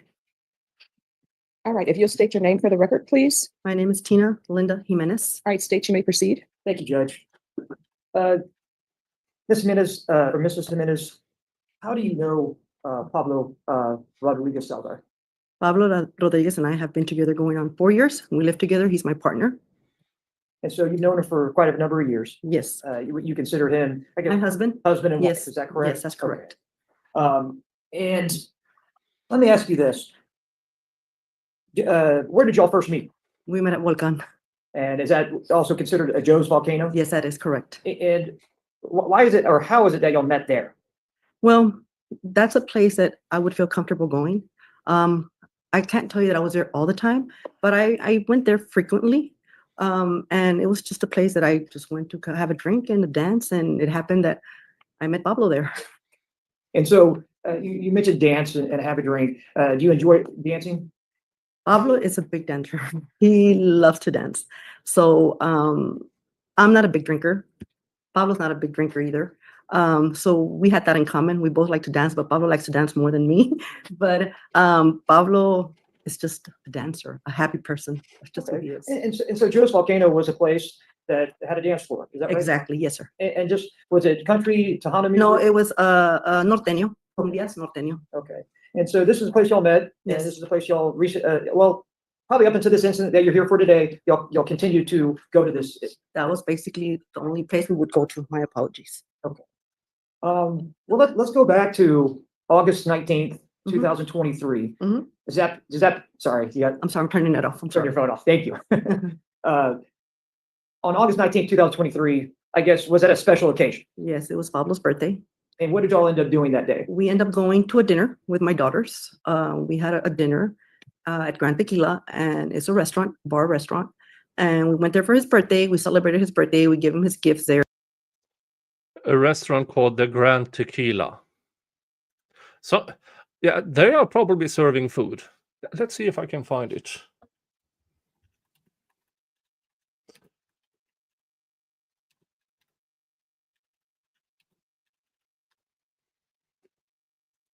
The Grand it's a it's a Mexican restaurant. Yeah, it's an actual restaurant. But let's see here. There. Oh, Fajita dinner Monday, 2 p.m. until closing. $25 for 1 pound of beef, chicken, or mixed fajitas served with rice, jarros, pico de gallo, guacamole, tortillas, and 2 iced teas. So yeah, it's an actual restaurant. It's just, it's an just, this makes me hungry. Let me show you some free ads here. This is it. The Gran Tequila Mexican restaurant and cantina. I mean, it looks nice. It looks really nice. And some shot glass of tequila. Mother's Day brunch buffet on Sunday, May 11th. Yeah, let's see what that is. Learn more. Brunch buffet. Does it say? It doesn't say the cost. Yep. All right, back to back to the file. I got hungry. Sorry. My grandkids were there as well. We had dinner, and it was already a little late. And Pablo said, "Let's go to Volcan." Okay. And nothing out of the ordinary, you know. And I said, "Okay, let's go." Okay, so And- let me stop you right there. I just want to make sure that I don't want to confuse the jury and make Mhm, sure that I'm not absolutely. confused. Botan is the same place as Joe's Volcano. Right, Joe's Okay, Volcano. It Yes. goes, it's interchangeable names. Yes. Right, okay. Yes. And so, again, this is a place where y'all met years prior, Exactly. and at this particular night, let's talk about dinner. Did y'all have any drinks during dinner? We had one margarita. He had one and I had one, and that was about it. Because we had our grandchildren, we had our children. It was his birthday, you know. It was nothing. It was just the dinner. That was Yeah. it. And as you just previously testified that Pablo wanted to go out and go to Joe's Volcano or Joe's Botan. Volcano, right? And did everybody go or? No, just Pablo and I. Pablo and I, we were always go by ourselves. Okay. Yeah, we would always go by ourselves. So it was very rare that we would go with somebody else, but it was mainly always Pablo and I. And so you also stated earlier that it's sort of later. Yes, it was already pretty late. I would say between 11:45, 12 midnight. Okay, so almost midnight. Yes, So we're talking about So you August had 19th 5 going into beers the early between morning hours midnight of and August 2 a.m. 20th. correct, And this is All right. 2023. correct. And so did y'all make it to this Botan? Did you make it to that location? Yes, we did. And did y'all enter the location? Well, Yes, we who did. am I to speak? And did y'all, I guess, what did y'all do when y'all were there? So we got there, and normally we just stand for a little bit. We just, look at the surroundings and we stand there for a little bit. I would say about maybe 20, 30 minutes later, his nephew and the girlfriend got there Mhm. and went to where we were at. It just happens, this is a small place. So they saw us there. They went to where we were at. After that, Pablo went to go get a drink. And then we came back, and then of course we danced, because Pablo loves to dance. Okay. And so the dancing, can you just, is the dance floor just is like a square, or No, how's the dance it's floor a formed? circle. A circle. Mhm. So it's like sort of Those are, like a racetrack. yes. yes, Okay, that's the yes. easiest way to explain it, Yeah, right? All yeah. right. So it's a rather decent sized club where there's other people there. Is that correct? That's correct. This particular night, do you recall how packed it was? It was pretty packed. Okay. It was pretty packed, yes. It And- normally and- gets pretty packed there. And now you said you've at least gone to this place for at least several years. You've done, Absolutely, yes. and so did you know people that work there? I know the owner, JR. I've known that that's his wife. I've never met her, but I've known that that's his wife, and then a son that's always there as well. So you just pointed with a hand gesture towards the table to my left, Mhm. and mentioned that you knew the owner, JR. Yes. Do you know that individual by another name also? Medrano, Okay. Mario Medrano. No, I just know JR. You know JR, you know him as JR, Yes. but that individual. Mariano. Okay, can you just point him out and identify an article of clothing he's wearing right here? Which What one? ti- Mariano? Yes. Yes. And identify an article of clothing he's wearing. Oh, he's wearing a brown jacket and a brown shirt with little Thank squares. you. I know that sounds like a silly question. Yes, I was kind of looking here first. But we Yes, have to get it on the record. yes, yes. And just be careful, because for the recorder to type everything down, we can't talk over each other, Okay. okay? Yes. So I'll ask the question, and then I'll try not to interrupt you too, okay? Okay. All right. So how long have you, you call him JR, how long have you known JR? Maybe 5 years. I don't know JR like a friendship. It's more like an acquaintance. Okay. Okay, more like an acquaintance, but I know that he owns that Volcan, Dos Volcano. He went, I'm a manager at Lowe's. He went to the store at one time, and made a purchase. I made sure he got great customer service. I myself went ahead and checked him out. And because I had respect for him, because we would go to that club, Pablo and I. I know, so it's not like a friendship, it's an acquaintance. Okay. But we never ever, like, we hung out, we never, nothing. It was just an acquaintance. That's it. And so I'm assuming, did you meet him through? Through Volcan? Volcan, yes, sir. Okay. And it just happened that he ended up going to that store where I'm a Just manager. had it. It's a small, it's not. that Yeah, big, but- absolutely. Okay. And so, when y'all are at Joe's Volcano, you mentioned that you danced, and do you recall, did you have any drinks at Joe's Volcano? Yeah, I probably had two. And do you recall if Pablo had? drinks? Pablo had maybe 3 to 4 drinks, the most. That's the most, because like I said, he'd rather dance than drink. Okay. So that particular night, if you count the drink that he had at So why did he tell the people on the scene that he had the cop that he had 5? dinner, and then the 3 or 4 drinks Right. at Joe's Volcano Baton, That would was have been it. about 5 drinks. Yeah. Roughly. Okay. And so at some point, I guess at 2 o'clock in the state of Texas, or at least San Antonio, Bexar County, drinking stops. It's just, That's it's a correct. State rule. So you've been to Joe's Volcano before, Yes, and have you been there around closing time? yes, yes. And do you know like a routine that this particular bar does around closing time? Or, well, is it closing time? Do they stay open later, or? Yes, they stay open later. Yes, they stay open later till it's 3. Okay, so they don't. But the close last it- call is, Sorry, go ahead. last call is at 2. Okay, so they don't close down at 2. Mhm. They stay open later. Mhm. But Yes. the drinking, you can't buy any more drinks after 2, and then they pick up drinks, alcohol drinks at 2. Does that sound accurate? Yes, it does. Okay. And you've been there around closing time, Oh, or yes, I keep on saying closing time, stop drinking time. yes. And what's the routine that this particular bar does?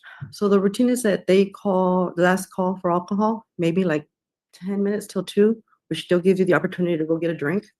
Then you come back, and then after that, then they say, that's it. So they come around with a trash can that has wheels.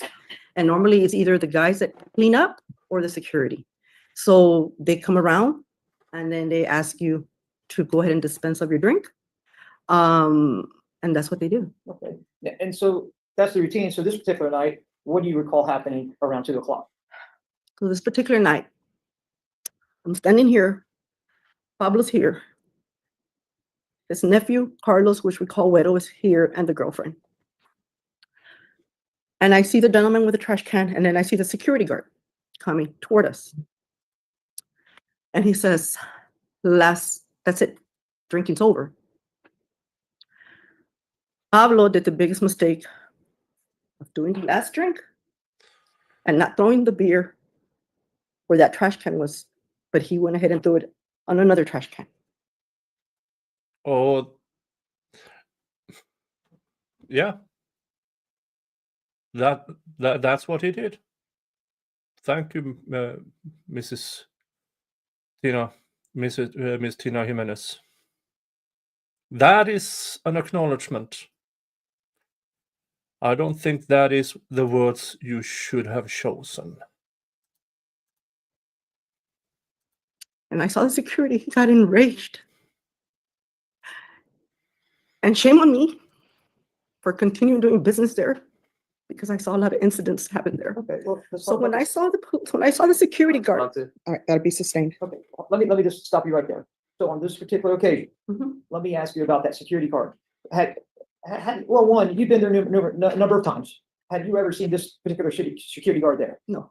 So he didn't know you and you didn't know him? no, And so would it be fair to say on other occasions that you're there and do you go with Pablo or does Pablo go by himself? no, Pablo and I always would go together, Pablo and I. And so on this particular night, do you know if Pablo had ever seen a security guard before? No, no, Okay. no, So you're unfamiliar with the security guard. yes, So you were just stating previously in your testimony that Pablo took a drink and didn't throw it in the trash can that they brought up. but Right. Threw it in a different trash can. right. And that security guard was unhappy about that. So He please was- describe this particular occasion of what Okay, happened. so he was in fury. He got furious. I mean, I could see he turned into a monster. And he was gonna attack Pablo. I got in the middle and I went this way. And I said, stop, stop. I said, you don't have to do this. It's uncalled for. You don't have to do this. Just stop. Well, he grabs my arms and he pushes me to the side. The next thing I see is he knocks Pablo down. He knocked him to the floor. And I got frightened. And I started running, looking for JR. Okay. Well, let me ask you this. You made a motion on the stand, and just to make it clear for the record here, you stated that the security guard grabbed you right arms and moved you out of the way. Did you fall down or? No. Okay. You were just shoved out of the way. And Yes. what did the security guard, if you can describe it in words, did he grab onto Pablo or did He he push attacked Pablo? What him. did he do? He attacked him and knocked him straight to the ground. Did Pablo say anything to him before that? Pablo did not have a chance to even wink, I don't think. Did Pablo swing at the security guard? No, he didn't have a chance, no. No, Okay. And it did the just slammed him to the ground. security guard, before you slammed it to the ground, did he swing at him or anything? No, sir. No, sir. And then when they were on the ground at this time, was Pablo on his stomach or was Pablo on his back? He was on his back when I left, because that's all I saw. When he grabbed him and he threw him on the ground and he went over him. And that's when I ran to get help. Okay. And I said, my first instinct was, I'm gonna go get JR. He knows us very well. He knows who we are. You know, we don't cause problems. We're regular customers, you know. And let me go get help to let him know what his security guard is doing. I So- couldn't find him anywhere. And so you were looking for JR, the person you knew and he knew you, and you were unable to find him. Did you end up finding anybody that, okay, tell the jury who you ended up finding. I found his son And where did you find his son at? outside. So you had gone all the way outside to get help. Okay, looking for JR. Yes. And then what happened after that? And I told his son, my husband's getting beat by the security guards. Where's your dad? Where's your dad? Your dad knows Pablo. Where is he? And he said, come down, come down. I'm going to go look for him. Just stay out here. Let me go look for him. And so I waited outside and nobody came. So by the time I went back into Joe's volcano, Mhm. Pablo was already standing up. And there were security guards there. But I went up to Pablo and I told Pablo, are you okay? And he just shook his head and he goes, let's go. But nobody pushed him out. Nobody escorted him out. We just both walked out. And were you walking with anybody else? I don't recall. It was Pablo and I. It might have been his nephew and the girlfriend, but honestly, I don't recall. But I recall Pablo and I walking out. And when y'all walked outside, did you stay there or what happened at that point? So at that point, Pablo's nephew's girlfriend called the city police to make a report. And did they arrive? Yes, they did. Did They you have to- arrived. How long, did you have to wait long or? We wait, not really, no, maybe 10 minutes, 10 minutes. And she made her report, and then I went ahead and made my report with Pablo. Now, did you speak? Did you speak to the police that night? Did I? Yes, I did. Yes. And then I believe, is it Esperanza or? Esperanza. Esperanza, and I believe that her name was sort of changed earlier, but that's the nephew, Carlos's girlfriend. Carlos' girlfriend, yes. And she spoke to the police Yes. on her own accord also. Yes. And did you feel what did you do at that point after you spoke to the police? Was anybody arrested that night? Nobody was arrested. They kind of like didn't give us the attention, like, and I understand you're at a club, they're gonna feel like, oh, these people, things happen out there, and I just didn't feel that they took it serious. And they did it, and then that's when JR and his wife came and said that we were bandit, told Pablo and I Bandit, what do you? that we were no longer allowed to go to that club. Okay. They came to us and they said, you guys are banned from here. You are no longer to come to this club. And I mean, we're not going to be aggressive over that. We're like, okay, Let me just read by real quick with the SAPD. Was it SAPD that showed up? Yes, it was SAPD. Did you speak to them in English or Spanish? I spoke to them in English. And Pablo, does he speak English or Spanish? He or both? speaks English and he understands English, but he's more comfortable with Spanish. Or Spanish. Yes. Okay. So you spoke with the SAPD, but Pablo did not. No, I think Pablo was more in shock. He was in shock. And it was me who was doing the talking. And so after speaking with SAPD, what did y'all do at that time? We went ahead and went home. We went home. We got home. I woke up my oldest daughter and I told her what had happened to us. And my daughter's just she's just very different. And she said, you know what, Pablo, I'm going to take pictures of you.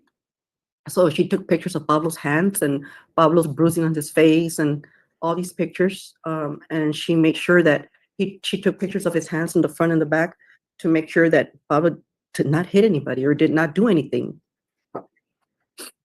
Once.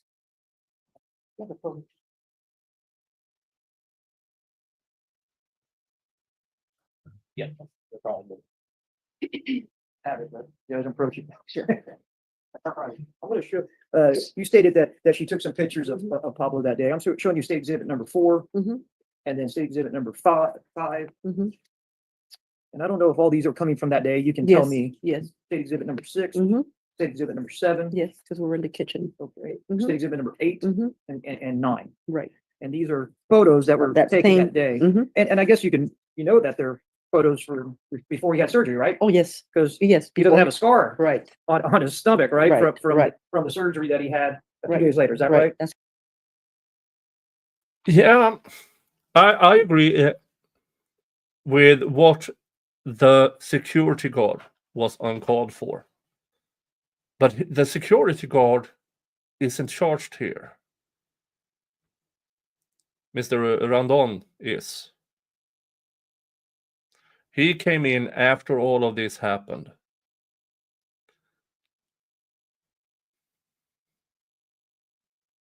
Now, is he responsible for the actions of his security personnel? Yes, but that's not within the charge. But I do agree with, what the security guard did. If it happened the way it's told, then that's uncalled for. correct. Okay. Now I'm also going to show you a state exhibit number 3.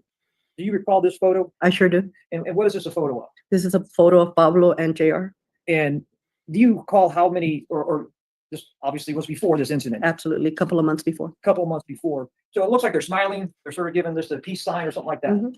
So they were at least acquaintances themselves. Yeah. JR had took one of his vehicles to a mechanic shop, Mhm. and Pablo and his brother worked there. And it just happened that they're the ones who went ahead and fixed one of his vehicles. I don't recall if it was a truck or a car, but Pablo had stated to me, and he was like, he stated to me, hey, you know that JR took his vehicle and we end up fixing it for him, and da da da da da. So that's how I found out. Okay. But there was never any conflict between them. We never had a conflict ever. I mean, and so you stated that earlier, that y'all never had a problem there Never, yourselves? ever, with ever, staff or with staff? never, ever. We were respectful. We respected that place, as well as we wanted to be respected, and we never caused problems. Pablo never caused problems. Okay, so let's go into the next, well, this happened in the early morning hours of August 20th. Let's talk about later, later in the day of August 20th, because obviously you go home, Mhm. and then I'm assuming you go to sleep and then you wake up. That's correct. What, do you recall how Pablo was feeling the next day? The next day he was feeling sore, but he wasn't complaining from his stomach. He just felt like body ache. And did y'all do anything that particular Yes, we day? did. What did y'all do? We took my daughter and my grandbaby. We went to the flea market. I went to the flea market. We were out there, and we just spent the day at the flea market. And tell me this, did you ever receive a phone call that Yes, day? I did, And who did you receive a phone call from JR. And so y'all had a discussion on the phone? Yes, And did you call him or did he call you? he called me. And so when he called you, tell the jury what the conversation was about. This has been 2 years, so I can't be he literally called me to tell me that we had caused this and that Pablo had caused this, and that Pablo was going to file charges against Pablo for putting his hands on a peace officer. And a peace officer, what do you mean by a peace officer? He just said it was an officer that Pablo had put his hands on. And I said, that's not true. That's not what happened. I said, what happened is that I called them security guards. He used another word. I called them security guards. I said, no, your security guard was the one who initiated this for no reason. Because Pablo just took the last drink and didn't throw it on the trash can that he wanted him to throw it, and threw it on another trash can. And that flared everything up. That's what happened. We didn't do anything. And this is the conversation you're having with. Yes. The defendant, in this case, JR. Yes. And did the defendant ever tell you what he did to Pablo? No, never. I never in my wildest dreams did I even thought that he was involved. And you mean involved as in, you saw the video? I saw this happened 2 years ago. I didn't see the video till today because I could not get myself to see it. And I actually showed you the video You for the showed it first to time. me for the first time. This morning. Yes, sir. And you were able to identify JR in that, Yes. and that you saw him put his knees into Pablo's stomach area. And I never, ever thought that he was involved. The defendant in this case, during this phone conversation the next day, tell you that he did that to Pablo. No, he did not. He told me someone else did it. He told me Pablo's nephew's friends did this. And I don't know where he was coming from with this, because there was nobody there except for Pablo, myself, Carlos, his girlfriend, and then there was one more friend that was there. So what he was telling me, I don't know where he was coming from. And you saw the video Yes. of his nephew holding his Her girlfriend. on the back because, well, later she tells me it was so brutal. She couldn't help it. And I guess at the time of this phone call, did the defendant seem like he was trying to be helpful to you Yes. at this time during? Helpful and also threatening me that he was going to file charges Against who? against Pablo and me for putting our hands on the peace officer. But I said, no, the only thing that I did was put my hands this way so he wouldn't attack Pablo. That's all I did. Mhm. But he pushed me out of the way and went straight to Pablo and just knocked him down to the ground. And during this conversation, at this time, this was the next day, this video that the jury has already seen and that you saw this morning, and it's state exhibit number two. And I'm going to go ahead and just show it to you just briefly, just a portion of it, just to make sure we're talking about the same video since it'll be on the record. State exhibit number 2.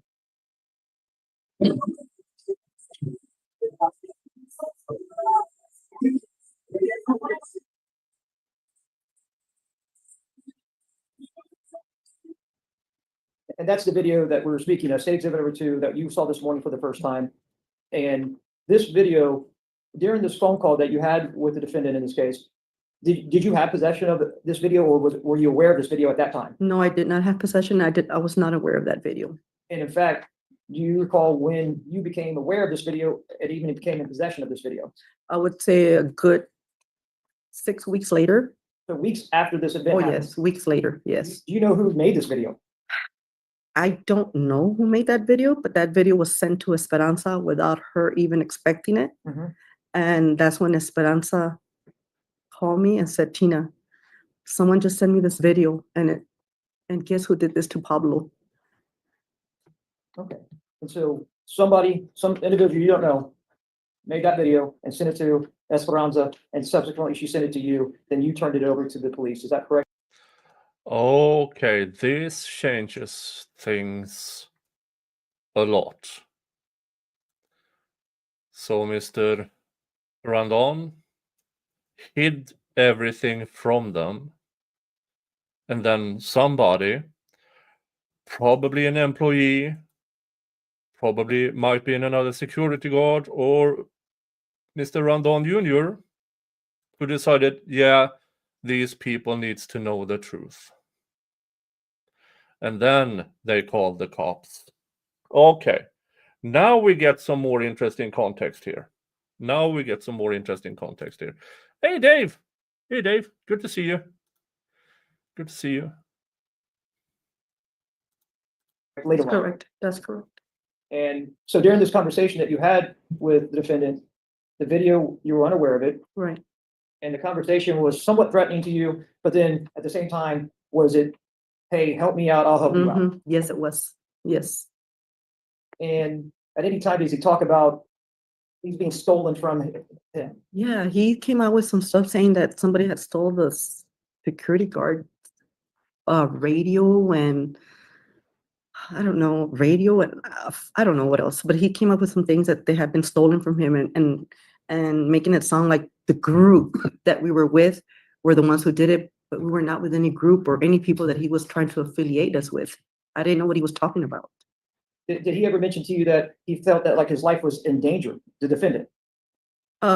Yeah, he said something about a black suburban or someone that threatened him, and he was trying to affiliate may those we people approach? with us. Objection. One second. Yes, you may approach.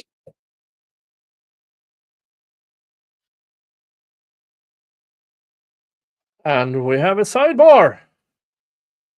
Now this changes things. Now, still, this is her testimony.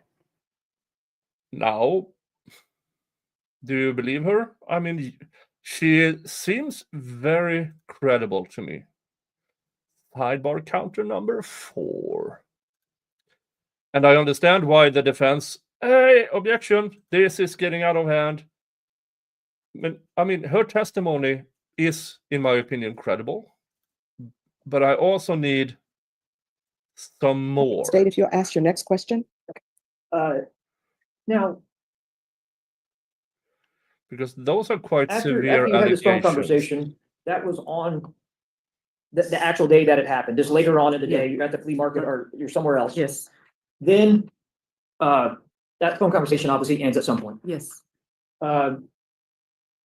Let's talk about the surgery that Pablo had. At some point, did you take him to the hospital? Yes. What day was it that you took him to the hospital? The next day on Monday, I Monday. took him to the emergency room. And I was gonna, that day, if it was the 20th on Sunday, the 21st would be Monday, is that Yes, right? Yes, And so when you took him to the ER, why did you end up taking him to the ER on Monday? because Pablo was telling me that he was hurting very bad from his eye socket, and he was feeling very bad. So I said, you know what, let me take you to the emergency room and get you checked out to make sure you're okay. So I took him and they rendered aid, of course, and they gave him some muscle relaxers, I recall. And that was Monday. Then they released him, and then we went home. And then Tuesday morning, I would say about 11 a.m., Pablo said, "Oh, my stomach hurts a lot. I can't stand my pain." Well, it just happened that St. Luke's called me. It just happened that way and asked me, "How is Pablo doing?" And I said, "Well, as a matter of fact," I said, "he's just complaining that his stomach hurts." And she said, "You know what? Bring him back in." So I took him back in. And they took him to go get x-rays. And then I remember Thank you, DSN, for your super sticker. It is the laugh emoji. Thank you so much. I very much appreciate it. Now, her testimony here, I mean, for the first 2 hours, I've been treating this like a bar brawl. He got too drunk, got too excited, but Miss Jimenez, she is very credible, and this changes the scenery completely. If it is correct that the Mr. Rendon actively went out of his way to lie about what was going on, threatening with pressing charges, all while knowing that he was the one kneeing Mr. Rodriguez. Yeah, this puts a new spin on this case.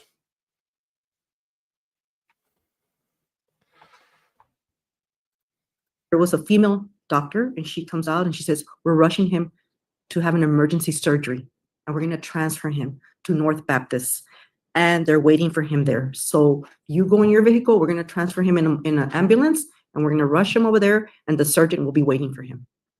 So by the time that I got to the hospital, Pablo was already going into surgery. Yes.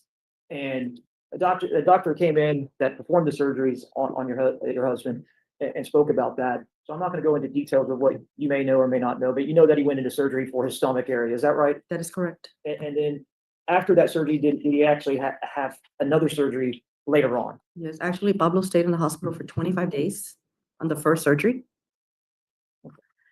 Then he was released. That was not what the doctor told us. He told us that Mr. Rodriguez went through surgery and was out after a couple of days. Now, she might mean in total, but then 25 days on the first surgery, that is not what the doctor said. The surgeon.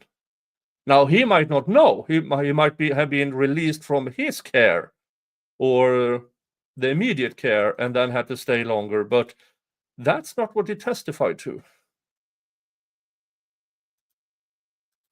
And he was, they released him to come back home, and he was home for maybe 6 days, 7 days. Mhm.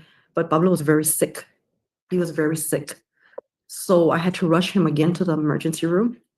And when I rushed him again to the emergency room, I took him to the same one, North Baptist, and they had to do a second emergency surgery because there was more damage to his intestines, and that was leaking fluids, and which was Pablo was coming out of his mouth at home. That's how bad it was. So that's pretty traumatic. I mean, I know that's It was quite traumatic for yourself Yes. and Pablo especially. But thank you for explaining that to the jury.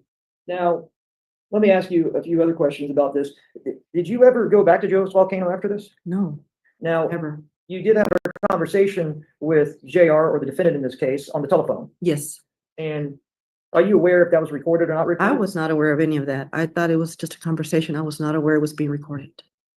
And did you also have text messages that you exchanged with him? Yes, I do. And I showed you what I'm gonna show you what's been marked 6.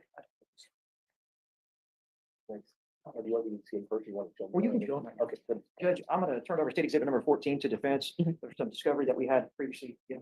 Can I just look at it for a moment? Yes.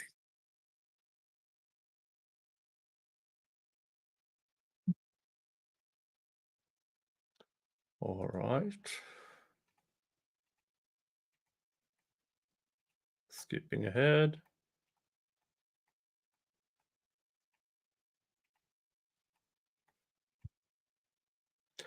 No, he did not pass away. He already testified.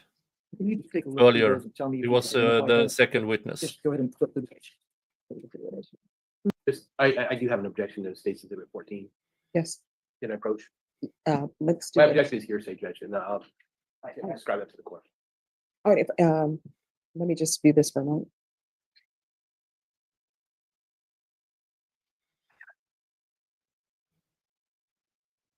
No, Mr. Rodriguez is All right, fine. so what I'll do is I'll let you lay foundations and then I can hear Okay, objections. that's fine. State exhibit number 14, one, what, we know that we talked about text messages, Right. but these are photos, is that correct? Yes, And are these what we would call like screenshots? yes, they are. Where are these screenshots from? My phone. Your phone? Yes, And there's roughly, this is a packet, but there's 1, 2, 3, 4, 5, 6, 7, 8, 9, 10, 11, 12, 13, 14 pages that are actually printed out. Is that correct? that's correct. And these are screenshots that you took from your own phone. Yes, I did. And are these messages that, some of these messages are something that you sent out? That's correct. And who was sending a response or having a conversation with you through text? JR was. The defendant in this case? Yes, And so all these, this is a number that he had contacted you at, yes, sir. and you spoke about a phone conversation that y'all had, Yes, sir. that it came from this number. Yes, sir. And so this would be correspondence with the defendant. Yes, it is. At this time, Your Honor, I believe this, the foundation has been set, state would be offering state exhibit number 14 into evidence, and we have tendered to defense for any objections. And I object on the basis of hearsay. Some of the statements are hearsay, some of them are, I guess, the best way to describe it for the court. So. All right, so ladies and gentlemen, if I can have you step outside for a moment, please remember my previous instructions. All right, to the jury.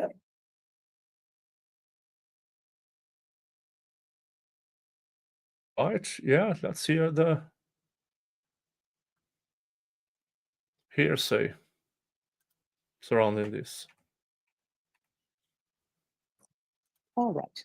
It- So, and the witness, you may step down. Okay. All right. But the rule has been invoked, so you're not allowed to discuss your testimony with anyone except for attorneys for the state and the defense, and you're not to view anything about this trial until the trial is concluded. Thank you. All right, so with regard to the hearsay, any statements that are made by your client, that's going to be overruled. Now, are there other statements in the document that you're saying are not made by your client? Yes, so I agree with the court that the statements that my clients made would be not hearsay because he's a party opponent. However, the statements that she makes are hearsay because she's not a party opponent. And therefore, if they want to admit it, I would ask that all of her statements be redacted as hearsay. And I mean, if they want to make, I mean, I think that's a fair compromise, but I think her statements are clearly hearsay. All right. Well, the court, I really don't do compromise with regards to my rulings. I don't mean It's- compromise. I know, Yeah, I know. So, the statements that are statements made by the defendant, as I said, that objection is overruled, and you stated that you're in agreement with that ruling. I do. Now, with regards to statements made, are there statements in State's Exhibit number 14 that were made by the witness? Yes, they were. All right, so if I could see that, and if someone can show me, usually there are colors Yes. that go to each people. It's against It's her the statements. bar owner, Okay. And J-Town, who asked if this Oh, is yeah, the state versus green. the bar owner or the Okay. security guard. that is from the witness. Okay.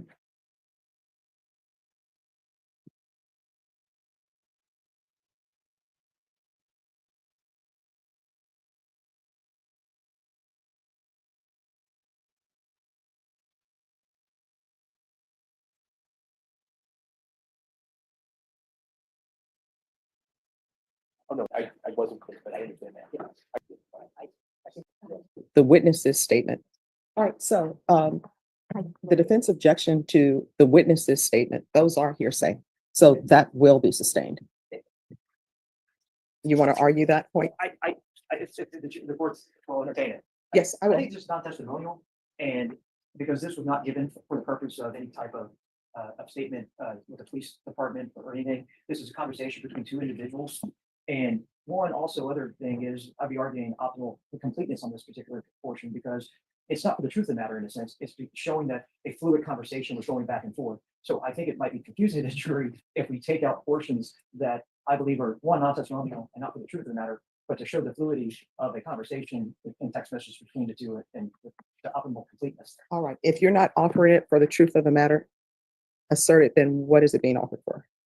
For the fluidity of the conversation that goes back and forth, Your Honor. And that Oh. purpose is to show that it's because if there's a response from the defendant to like any type of question, it doesn't make sense if it's just his statements.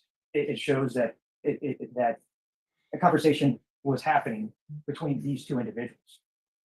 All right. But- defense? Yeah, Judge, but this still doesn't stop it from being hearsay. I mean, and the problem is that the jury is gonna believe that they are made with the intent that those are true statements. And therefore it's bolstering for one thing. But second of all, it is by its very nature testimonial, because she's talking about things that are her version of the facts that were stated to this man that are not, that they are by its very nature going to be taken as for the truth of the matter asserted. It's not necessary. I mean, I'm fine with them admitting the statements that he made. That's absolutely fine. Her statements remain hearsay. And it's going to, it's hard for the jury to separate that as being not offered for the truth of the matter asserted. And so, based on that, I believe her statements remain hearsay and they should be excluded. All right. With regards to her statements, that will be, the defense's objection will be sustained. Of course, you all can, the court is sustaining the admissibility of that document as it relates to her statements. Of course, people can question the witness however you wish to question the witness. Okay. Is there anything else? Not from the state. I just have a question for clarification. If we did not publish the exhibit today, but then redacted out the statements that the court sustained objection from the witness, would we be able to offer it at a later time? Yes, I mean, the foundation has already been laid, yes. Okay. And I'm fine, because I think that's consistent with the court's ruling, and I don't have any objection. All right, so we can go off the record. So is this the last witness for today? If the court, yes, Judge, if the court doesn't mind, we thought that it might go a little bit longer. I mean, I guess we still have cross, but yeah. I'm anticipating because Deputy Laura has informed me something I did not know. She says there's a huge concert, so there's going to be a lot of traffic. Oh, yeah, Jelly Roll. Yeah. Yes, I understand. I think they said Jelly Roll and Post Malone and someone else. But stop talking to God only when you need a favor. All right, so what I'll do is we'll have the jury come back in. Deputy Laura, Can I have a quick question break real quick? yes, I'm are they standing in line outside? No, Judge, see? Okay, yes, everyone, have I'll a be right quick break, but anticipate that I'm going to let the jury go at 4:30. Anyone object to me letting them know that so they'll know? No, Judge. All right. All right. And they are having a quick break. And let's see when they start up again.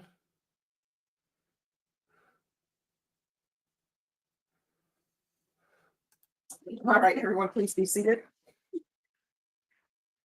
All right, State, you may continue.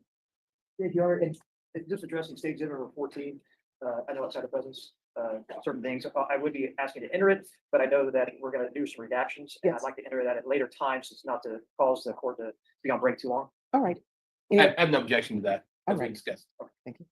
But I'm going to go ahead and use the state exhibit. Yes, so State Exhibit number 14 is admitted with redactions as previously discussed. Thanks. Now, this is Jimenez. I know that these are text messages that you received from the defendant. Is that correct? Yes, that's correct. And you spoke about certain things that the defendant had spoken to you about, like the nephew of Pablo had caused the problems. That's what he stated. And that's where he had sent some text messages in reflection of that. Is that correct? That is correct. Okay. And that's seen in these text messages. Is that correct? Yes, that's correct. Now, you can review your portion, but please just don't read it out loud to the jury. But what I'm going to ask you, did you ever ask the defendant for a video from his establishment of about how Pablo was involved in this altercation with his security guard? Yes, I did. Did you ever receive any videos from the defendant regarding Pablo's involvement or any videos from him? I never received anything. And throughout this conversation that you have, this is over a period of days. Is that correct? Yes, that's correct. And it starts on, what day does it start on? August 20th. So That's that's Sunday, the next day. So- Well, that same day. Same yes, day later Later on. okay. And it has the reflection of some times. Yes, So roughly, this depiction says, if I'm reading that correctly, is that 4:12 p.m. that is correct. on August 20th? Yes, And you do have some conversations with him about certain things, but then you also go into the next day on Monday. Is that correct? yes, August 21st? yes, sir. Who texted who first? He texted me. And what did he text you? You can read that. This portion. How are you this morning? Call me when you are able. So that's what he sent to you. Yes, that's correct. Okay. You did respond to him, and not reading this directly, but what did you respond to him? Objection, hearsay. Yeah, that'll be, are you asking her to read from the document? I'm not asking you to read it. He's asking her to state what she told him, which would be hearsay. Not if she's remembering it, Judge, and she can refresh her memory. All right. But it's still a statement made outside. It's still a statement made outside the record. It's still hearsay, Judge. It's her own statement is hearsay. All right, that objection will be overruled. You're not allowed to read from that document. I remember I told him, I'm doing the best I can. I said, my concern right now is Pablo. Pablo is not doing well. All right. And he does respond to you in portions. He talks about people at his establishment. Is that right? Yes, that's correct. And he talks about how about a security guard. Yes, that's And correct. there's this portion right here that he was beat up real bad. Yes, that's what he stated. He said, it's bad at my end as well. He goes, my security guard has been beaten very bad. Now, have you seen any pictures of the security guard? Never, Did you ever see any hospital bills or anything coming from security guard? never, Or any, for that matter, anybody coming from Joe's Volcano or his employees or himself? never. And then at one portion, he speaks to you about if you're going to speak to an attorney. Yes. And you can look at this and tell me, what does he say about the attorney? He said, let me see.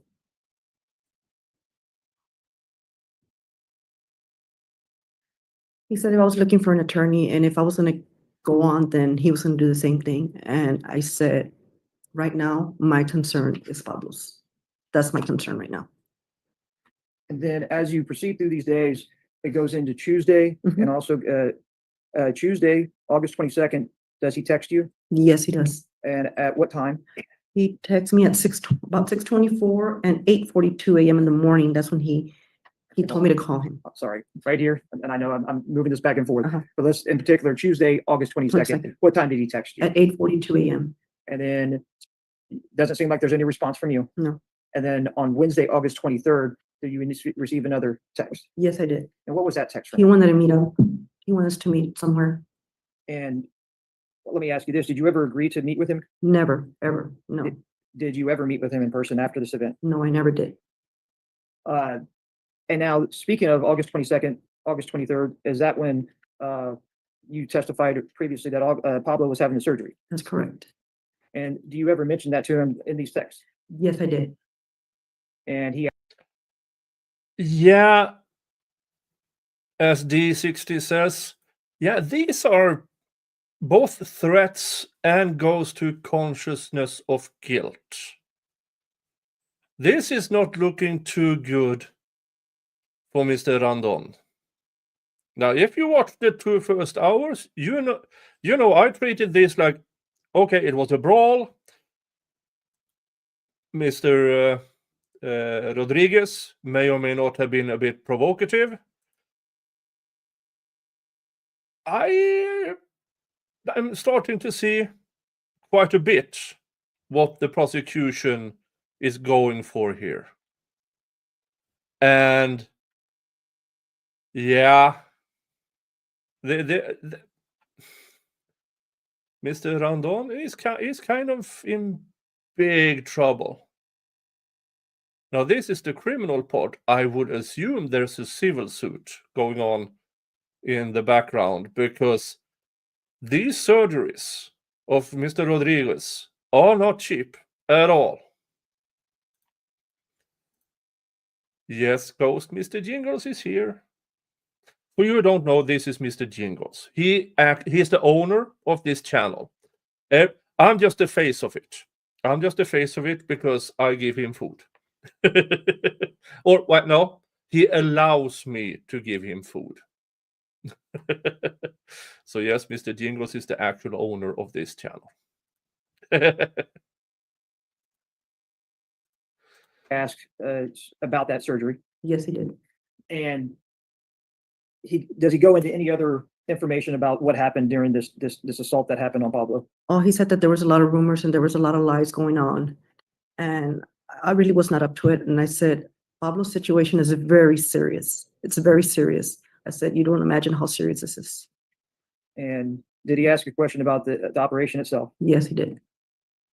And did you ever respond to him about why he was having the operation? I told him because he was hit in the stomach and they tore his intestines.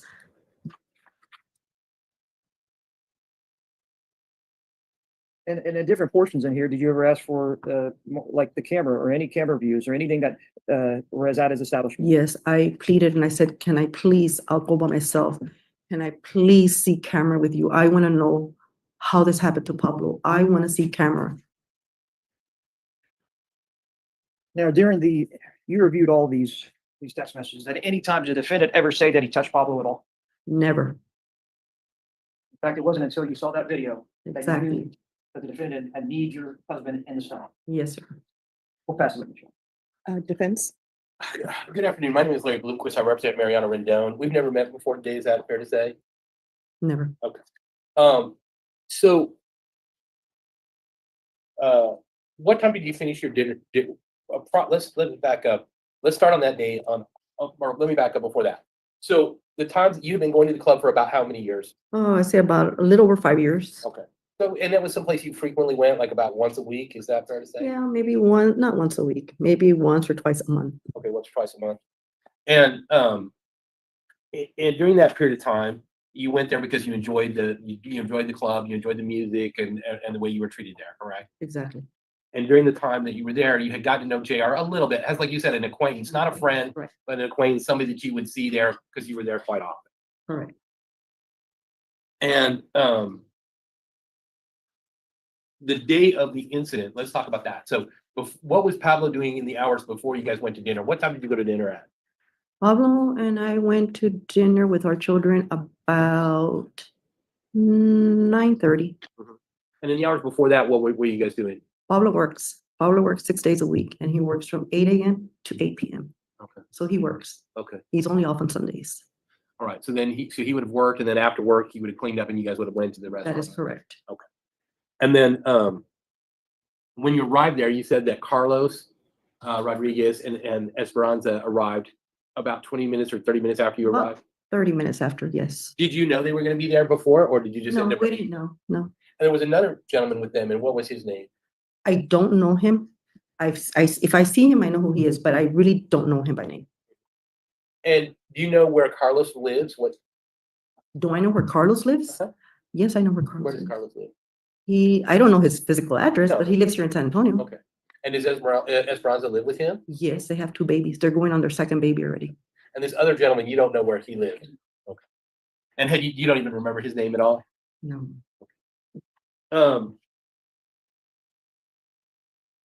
And we talked about it, I think, earlier with the margarita and him having about 4 drinks. Yeah. So about 5 drinks total. Yeah, and I can't even say full drinks because Pablo, like I said, Pablo is a dancer. Yeah. And by the time we would come back, his beer would be hot. He'll throw it away and go get another one. But if he testified earlier that he had 5 drinks, you wouldn't Maybe- disagree maybe. with that. How did JR have how did he have your phone number? Do you know? How did JR have my phone number? I think it was in reference. I really don't recall. Did you sometimes used to call there to make reservations and things like that? Never, ever.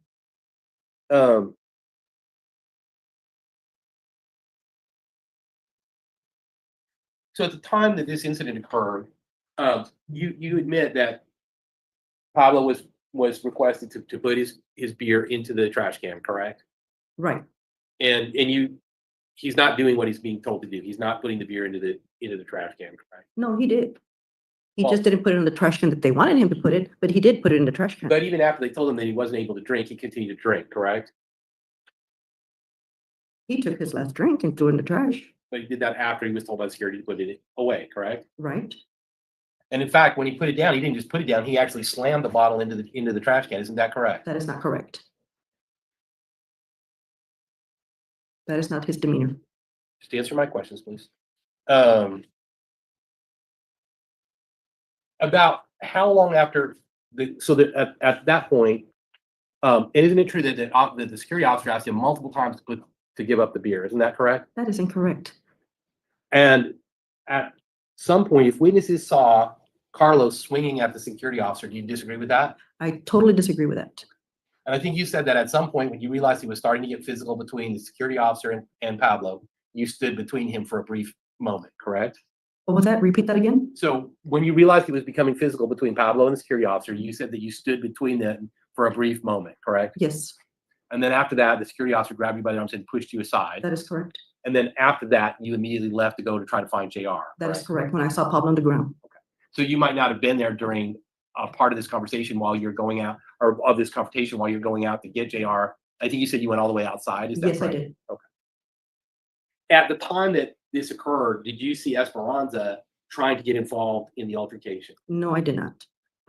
And it's possible that happened while you were gone. Is that correct? I couldn't tell you. I wasn't there. And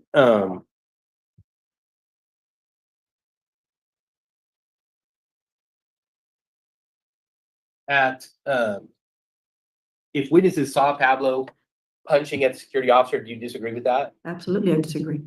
During the time that you were there, but there was a portion where you were not there, correct? That is correct. And we see on the video that Pablo is actually struggling with the police officer, correct? Police officers, just for the video, you've seen that the police officer's on top of Pablo, and Pablo is, I guess, on his back and trying to move to his stomach. Is that correct? They are Yeah, not police you can read. officers. And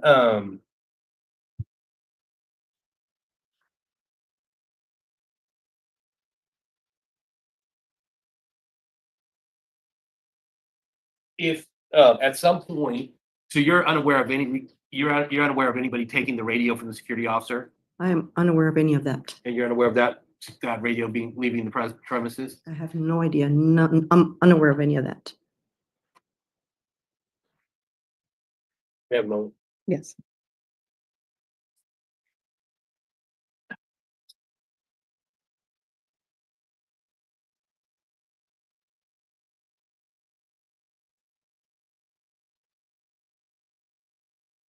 That didn't go so well, defense attorney.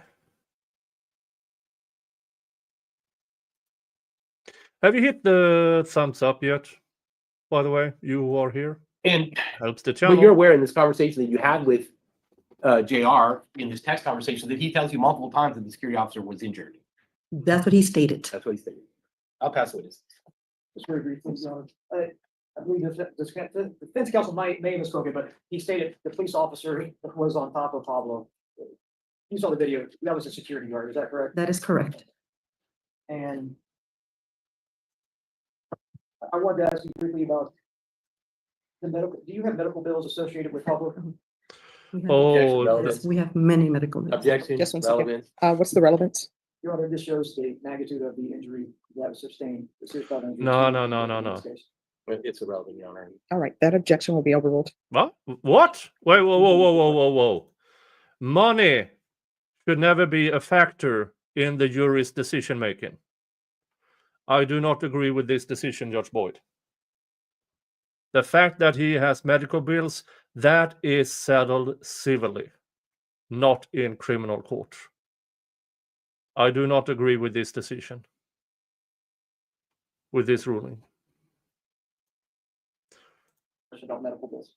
Yes, we have in the thousands of medical bills. He had 2 major surgeries. Like I said, the first time he was there 25 days. The second time he was there about another 25 days. So yes, we have tons of medical bills. Thank you very much. Pass it, Your Honor. Any further questions?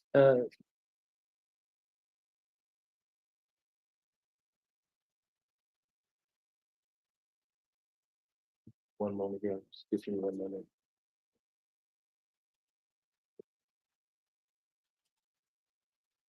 And you've not filed any kind of civil suit in this case, correct? A civil suit? No, I have not. I have nothing. No further questions, Your Honor. May this witness be released? All right, is this witness excused or subject for recall? Subject to recall, Your Honor. All right, the rule has been invoked. You're not allowed to discuss your testimony with anyone during the pendency of this trial. You're not allowed to view anything about this trial. Just make sure you're available if either side wishes to recall you. Yes, all right, if you'll remove that small microphone. All right, ladies and gentlemen, we're going to recess for today. My understanding is there's supposed to be a lot of traffic downtown at San Antonio, so I want you all to be able to leave so you can avoid the traffic. We're going to start tomorrow at 1:30. In order to make sure that you have parking space, it's probably best that you arrive no later than 12:30 because usually during that time, people go off campus. You have heard some testimony in this case. You're not to start thinking about it outside this courtroom or start deliberating internally with yourself or with anyone else. You're not allowed to view anything about this case. If you see anything, disregard it. Don't look at it. Don't discuss this case with anyone. You're not allowed to tell anyone anything that you've heard in this courtroom. If someone asks you if you're on a jury, of course, you can say, yes, I'm on a jury trial, but you're not allowed to discuss anything that you've heard. Does everyone understand? All right, so I will see you all back here tomorrow at 1:30. All right, everyone, please rise for the jurors. All right, let's see if anything else is being handled. Nope, it wasn't. That takes care of day one. That was a switcheroony day. First couple of hours, I was under the impression this is a bar brawl. He didn't want to stop drinking. He made this haha, slurp, crash. And that, yeah, that's a bit provocative. Now we hear how the defendant actively lied about the altercation to this witness. How he tried to get away from it. That is consciousness of guilt. Now, does it actually say guilt? No. But this speaks more to the state's case than it does to the defense case. I'm still not in the, beyond a reasonable doubt or anything close to it. But I do believe that the state actually have a case. Now they need to prove it now we need more actual evidence. Because even though I find her credible, she's the partner of the victim. So yeah, day 2 and 3, I will cover Saturday. I will start around noon Eastern time, and we will go through day 2 and day 3, because the trial actually stops at day 3. And on Monday, it will be closing arguments, which will be live on this channel. So yeah, I will see you tomorrow at noon. But first, thank you to BrainSocks over at Rumble for your 2 Rumble rants, $2 a pop. Thank you so much. Saying a little support for the owner of this channel, Mr. Jingles. Yeah. Oh, Mr. Jingles is having an only cats moment. Every stream, every damn stream. Okay, he's done. Oh, your cat is adorable. Well, I'm his chosen, I don't know, butler. And here, okay, and here on YouTube, thank you to the Japanese Yakuza for your $20. Thank you to Sherazad, our Egyptian friend, for becoming a new member. And thank you to DSN for your $5 super sticker. Thank you so much. All right, that is what I had for you. I will send you over to Goat Baby stream. Valhalla has had new goats, baby goats. So that will be a nice palate cleanser on a Friday evening to watch baby goats. Okay? Thank you all again, and I will see you back here tomorrow. Have a good one. See ya. Bye-bye.